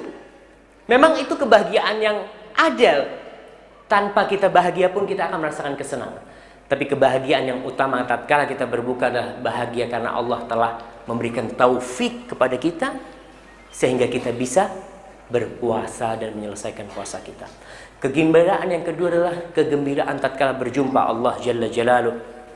Karena Allah mengatakan dalam hadis yang qudsi, kullu amal ibni Adam yudha'aful hasanatu bi asyri amthaliha ila sab'ati mi'ati dhif. Amalan hamba itu Allah lipat gandakan dari 1 sampai 10, dari 10 sampai 700 kali. Illa shaum, kecuali puasa. Fa innahu li, kata Allah, wa ana ajzibi. Puasa itu khusus milikku, kata Allah. Milikku, aku yang akan kasih pahala. Aku yang akan kasih balasan.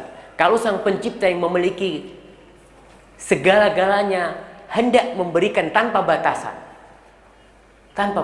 maka yang akan didapatkan oleh orang puasa adalah satu kegembiraan yang benar-benar tak terhitungkan. Dan banyak lagi bonus-bonus puasa itu karena waktunya sudah hampir habis. Di antaranya puasa itu sehat. Betul nggak? Orang-orang barat sekarang, orang-orang kafir yang tidak beriman dengan Allah dan Rasulnya, mereka punya puasa namanya weekend fasting. Puasa di akhir pekan, 2 hari. Kita punya puasa Senin Kemis. Sejak dulu 1400 tahun yang lalu kita sudah dianjurkan puasa Senin Kemis. Karena mereka tahu dengan rahasia puasa ini bisa memberikan kesehatan kepada kita. Ada sebuah hadis yang sering disadur oleh para khatib tentang puasa yang bisa memberikan kesehatan. Sumu tasihhu, puasalah kalian, kalian akan sehat.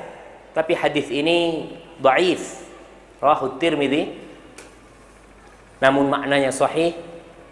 Tapi kita tidak bisa menisbatkannya kepada Rasul SAW. Namun puasa itu sehat, sebagaimana sudah dibuktikan, dan kita sendiri telah membuktikan hal itu. Orang yang puasa sehat, tapi puasa yang sesuai dengan sunnah, yang aturan-aturannya jelas. Bukan puasa itu menjadi tempat penggemukan. Ramadan, kadangkala selesai Ramadan tambah gemuk. Allahu Akbar, ini puasanya gimana? Puasa itu mempersempit jalannya aliran setan ya. Tapi kalau kita makannya lebih banyak lagi, ya tambah suka ngantuk, akhirnya nggak bisa beribadah di bulan Ramadan. Dan perlu diingat, untuk mendapatkan semua itu, yang keenam apa? Apa yang keenam? Berlatih. Ya, latihan. Agar kita menang dalam perlombaan ini, kita harus banyak berlatih. Rasul SAW berlatihnya sepanjang tahun. Beliau puasa sunnah, Senin, Kemis, Sya'ban beliau puasa banyak-banyak. Maka diusahakan kita untuk berlatih dahulu. Walaupun waktu latihannya sudah habis, tapi insya Allah selesai nanti bulan Ramadan, kita berlatih kembali dengan adanya 6 hari puasa di bulan Syawal. Terus dilatih paling sedikit ya, paling sedikit. Untuk latihan ini sebulan berapa hari kita puasa? 3 hari. 3 hari paling tidak. Yang pertama kita dapat sehat, dapat pahala, dapat surga, Masya Allah. Tapi niat tetap harus lillahi ta'ala. Niatnya bukan untuk sehat. Karena ada orang, saya puasa kenapa? Ya karena saya sakit, sama dokter disuruh puasa. Akhirnya dia puasa. Niatkan lillahi ta'ala, mengikuti sunnah Rasul SAW. Wallahu a'lam bishawab. Apabila yang saya sampaikan itu benar, itu dari Allah Jalla Jalaluh. Apabila ada yang salah, itu dari diri saya sendiri. Dan dari syaitan, Allah dan Rasulnya terbebaskan dari kesalahan itu. Subhana rabbika rabbil izzati amma yasifun wa salamun alal mursalin walhamdulillahi rabbil alamin. Ini banyak pertanyaan. Wallahu a'lam, apa ustadznya bisa jawab?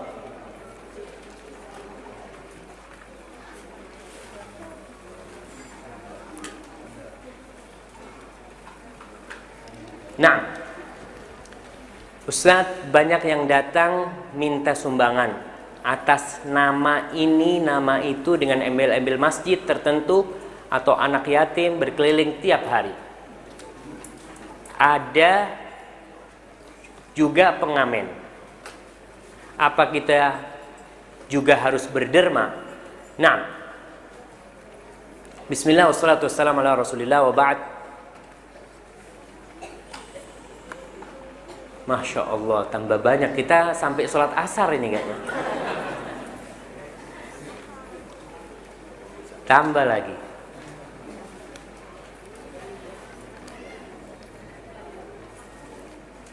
Allah Jalla Jalaluh mengatakan tentang harta yang kita miliki ini, tentang orang-orang yang beriman, wa fi amwalihim haqqun ma'lum. Dan di harta orang-orang itu ada hak yang sudah diketahui. Untuk siapa? Lis-sa'ili wal mahrum. Untuk orang yang minta-minta dan untuk yang mahrum. Yang mahrum ini nggak punya tapi nggak minta-minta. Jadi ada dua. Ada orang yang minta-minta, ada orang miskin yang dia menjaga kehormatan dirinya, nggak minta-minta. Di dalam harta kita ada hak buat mereka. Kalau ada orang minta sampai diriwayatkan, kalau nggak salah Imam Ahmad bin Hanbal, beliau mengatakan lisa'ili haq wa in kana ala faras. Orang yang minta-minta itu punya hak berdasarkan firman Allah tadi itu, walaupun dia naik kuda. Kuda ini kendaraan yang sangat terhormat pada waktu itu, yang mewah. Tapi mungkin dia lagi butuh minta gitu loh. Dan Allah sebutkan dia punya hak, orang yang minta-minta ini. Maka bagaimana kita bisa lebih selektif ya, kalau memang banyak terjadi kebohongan-kebohongan, ya kita lebih selektif lagi untuk memberi, karena memang banyak yayasan yatim piatu yang ada plannya besar tapi nggak ada anak yatimnya. Ustaz, bagaimana caranya menghindari fitnah wanita yang tidak berhijab ketika Ramadan? Jazakumullah khairan. Masya Allah, memang Jakarta ini berat, saya merasakan sendiri. Saya ini anak jalanan, naik busway karena memang lagi dalam penelitian. Naik busway ke sana sini, kita mau nunduk ke bawah yang dilihat Allahu Akbar. Nunduk ke atas, ya kita merem lah ya, paling enggak ya. Tutup mata dan iktikaf di masjid. Insya Allah aman itu. Tapi yang paling penting sebelum kita keluar rumah, jangan lupa membaca doa keluar rumah, karena dalam doa itu mengandung permohonan kepada Allah. Allahumma inni a'udzubika. Apa doa keluar rumah? Bismillahirrahmanirrahim, itu yang hafal. Ada lagi doa yang Nabi biasa baca. Siapa yang hafal? Allahumma inni a'udzubika an adilla au udalla au azilla au uzalla au adlima au udlama au ajhala au yashhala alai. Hadis sahih. Ummu Salamah menceritakan Nabi kalau keluar rumahnya, beliau biasa membaca doa ini. Ya Allah, aku berlindung kepadamu, jangan sampai aku tersesat atau disesatkan. Jangan sampai aku terpeleset atau dipelesetkan. Jangan sampai aku menzolimi atau dizolimi. Jangan sampai aku berbuat bodoh atau dibodohi.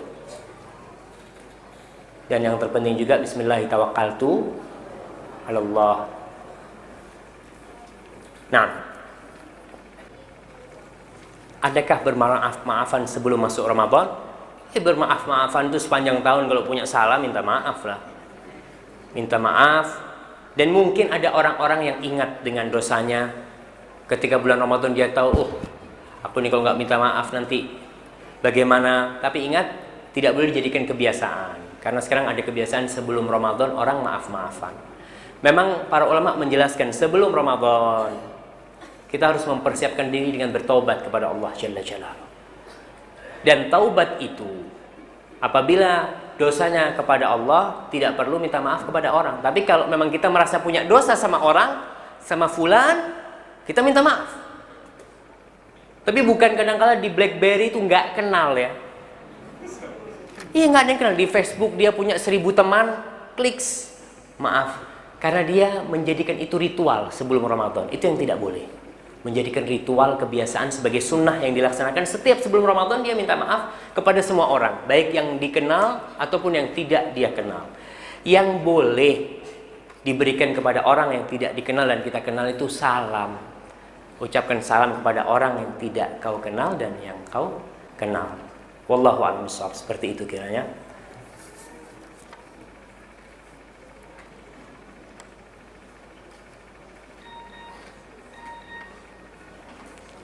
Masya Allah. Ini ada pertanyaan, bagaimana agar kita terlatih untuk membiasakan 10 malam terakhir Ramadan, makin meningkatkan kualitasnya. Apakah pedagang harus menghentikan perdagangannya? Dan apakah karyawan harus izin cuti pada hari tersebut?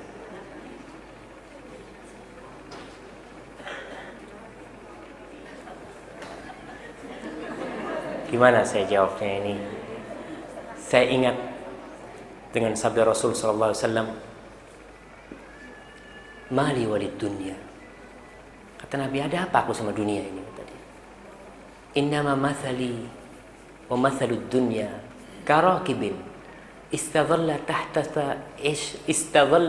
syajaratin thumma raha wa tarakaha." Permisalanku dengan dunia ini, kata Nabi, seperti orang yang dalam perjalanan yang berhenti di bawah pohon bernaung sejenak kemudian meninggalkannya. Satu hari di padang mahsyar itu ka khamsina alf sana, sama dengan 50.000 tahun. Kita hidup di dunia 70 tahun, nggak sebanding dengan 50.000 tahun yang akan kita hidupi di padang mahsyar nanti. Dan hari-hari nanti seperti 1000 tahun juga di hari kiamat. Maka fattaqullaha mastata'tum, bertakwalah kepada Allah sesuai dengan kemampuan kalian. Yang dagang, usahakan di tempat dagangnya. Kalau dia tidak mau meninggalkan dagangnya, usahakan di situ dia membaca kitabullah. Usahakan lisannya tidak pernah kering dengan zikrullah. Usahakan dia mengatur waktu-waktunya yang bisa didahulukan sebelum 10 hari terakhir, 10 hari terakhir. Dia sudah menyelesaikannya. Tapi yang harus ya ditata kembali pekerjaannya, insya Allah bisa. Yang bekerja karyawan, mungkin dia dapat 3 hari. Ya, 3 hari sebelum hari raya sudah libur biasanya. Manfaatkan hal itu. Dan kalau kita bisa di tempat kerja kita yang karyawan juga tetap dengan zikrullah, tetap dengan qiraatul Quran. Kemudian di malam hari kita kalau bisa iktikaf, walaupun nggak full. Sholat tarawih nggak pulang udah. Nanti sahur baru pulang umpamanya. Terus semaksimal mungkin kita bisa melatih diri kita di bulan Ramadan ini dengan iktikaf. Assalamualaikum Pak Ustadz, apakah boleh setelah sholat tarawih kita masih mengerjakan sholat tahajud lagi? Ada masalah ini, masalah khilafiyah ya, yang terjadi antara para ulama. Wallahu a'lam bishawab. Kalau saya ditanya pendapat saya berpendapat yang boleh. Kalau saya, pendapat Syekh Utsaimin, ya Syekh bin Baz, tapi mungkin masyayikh yang lainnya berpendapat cukup 11 rakaat. Seperti itu. Wallahu a'lam bishawab.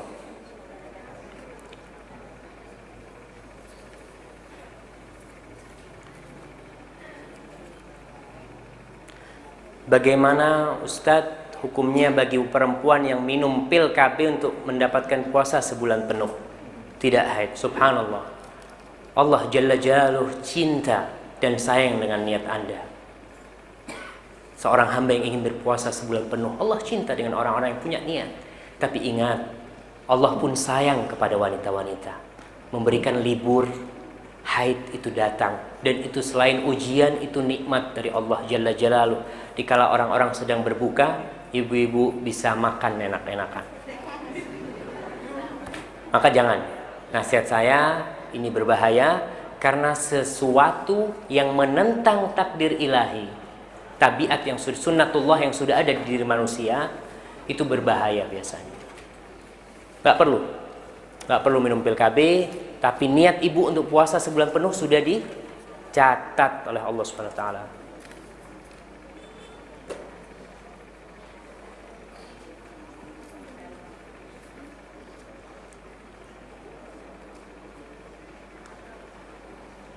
Nah, ini pertanyaan. Assalamualaikum Ustadz, bagaimana dengan sholat tarawih di Masjidil Haram dan Masjid Nabawi? Berapa rakaat pada ba'da isya? Nanti ada qiyamul lail. Itu yang kita lihat di Masjidil Haram, Masjid Nabawi. Mereka sholatnya 23. Nanti malam hari di 10 hari terakhir ditambah lagi. Biasanya mereka nggak sholat witir. Kalau masuk 10 hari terakhir mereka sholat 20 rakaat. Nanti di malam hari ditambah 13 rakaat, jadi 33 rakaat. Para ulama beda pendapat memang di sini. Suatu hari tatkala seorang sahabat datang kepada Nabi tanya tentang qiyamul lail, jawab Nabi adalah mathna mathna, dua-dua. Fa idza khasyital fajra fautir biwahida. Kalau kau takut subuh, maka witirlah 1 rakaat. Hadis inilah dijadikan dalil para ulama bolehnya sholat banyak-banyak. Karena Nabi tidak memberikan batasan kepada sahabat tadi, walaupun yang paling sempurna adalah mengikuti Rasul sallallahu alaihi wasallam. Dan ingat, usahakan bacaan-bacaannya jangan pendek-pendek juga. Seperti itu.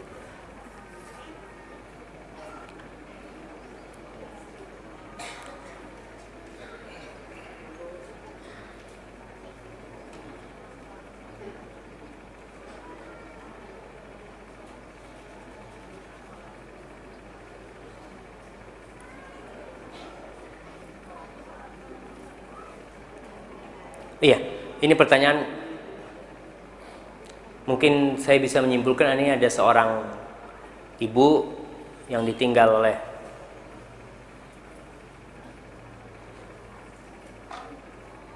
saya takut salah jawab karena tulisannya kayak dokter ini, kayaknya dokter yang tanya. Jadi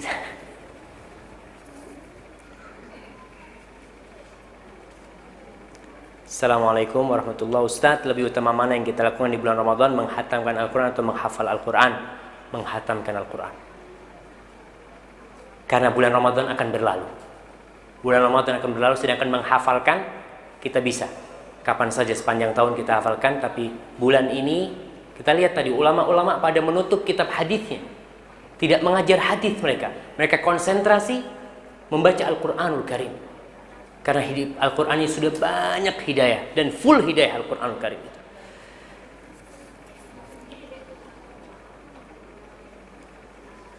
Namun tetap berkaitan dengan menghafal Al-Quran, kita tetap murojaah hafalan kita di murojaah. Ketika kita sampai ke surat itu, ya kita baca hafalan kita itu dengan memurojaahnya supaya tidak lupa.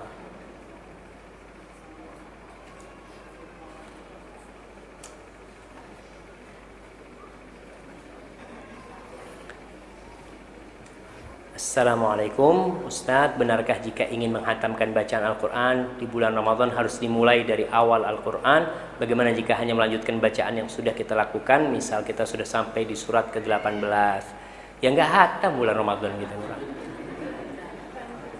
Kita berarti cuma membaca ya setengahnya aja, atau 12 juz kalau kita sudah sampai juz 18. Namun nggak apa-apa, kita mau melanjutkan silahkan dilanjutkan. Tapi kita harus punya target. Selesai, momennya 5 hari saya harus selesai.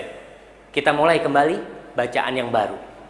Perlu diingat, kita harus punya target. Kalau nggak punya target, Ramadan kita akan seperti tahun-tahun sebelumnya. Saat ini kita harus berpikir. Kita punya waktu 24 jam. Berapa jam dari 24 jam itu kita gunakan untuk membaca Al-Quran? Kita target 1 jam dalam sehari. Berarti dalam sebulan kita membaca 30 atau 300 jam. Kalau 1 jam 1 juz, kita berarti hatam. Seperti itu. Tapi usahakan jangan 1 kali hatam, paling tidak 2 kali hatam kita di bulan Ramadan ini. Bapak-bapak bisa insya Allah? Bapak-bapak biasa sudah 2 kali Ustaz. Iya, 2 kali sudah biasa kata bapak-bapak. Masya Allah.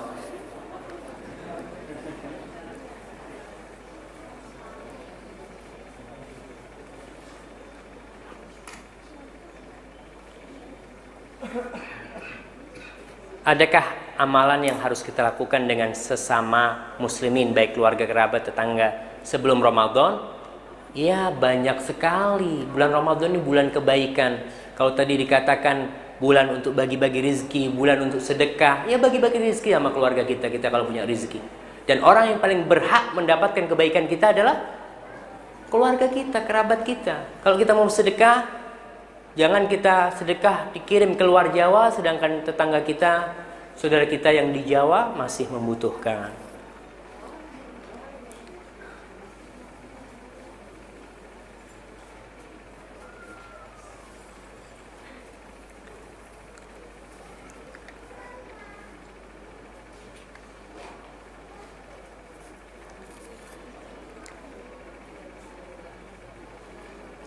Subhanallah, kayaknya cukup sudah ya.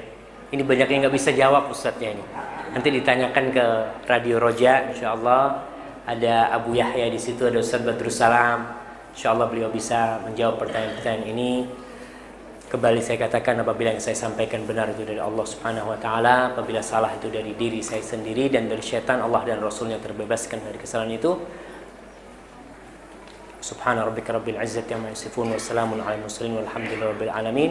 Subhanakallahumma wa bihamdika asyhadu an la ilaha illa anta astaghfiruka wa atubu ilaik. Wassalamu alaikum warahmatullahi wabarakatuh.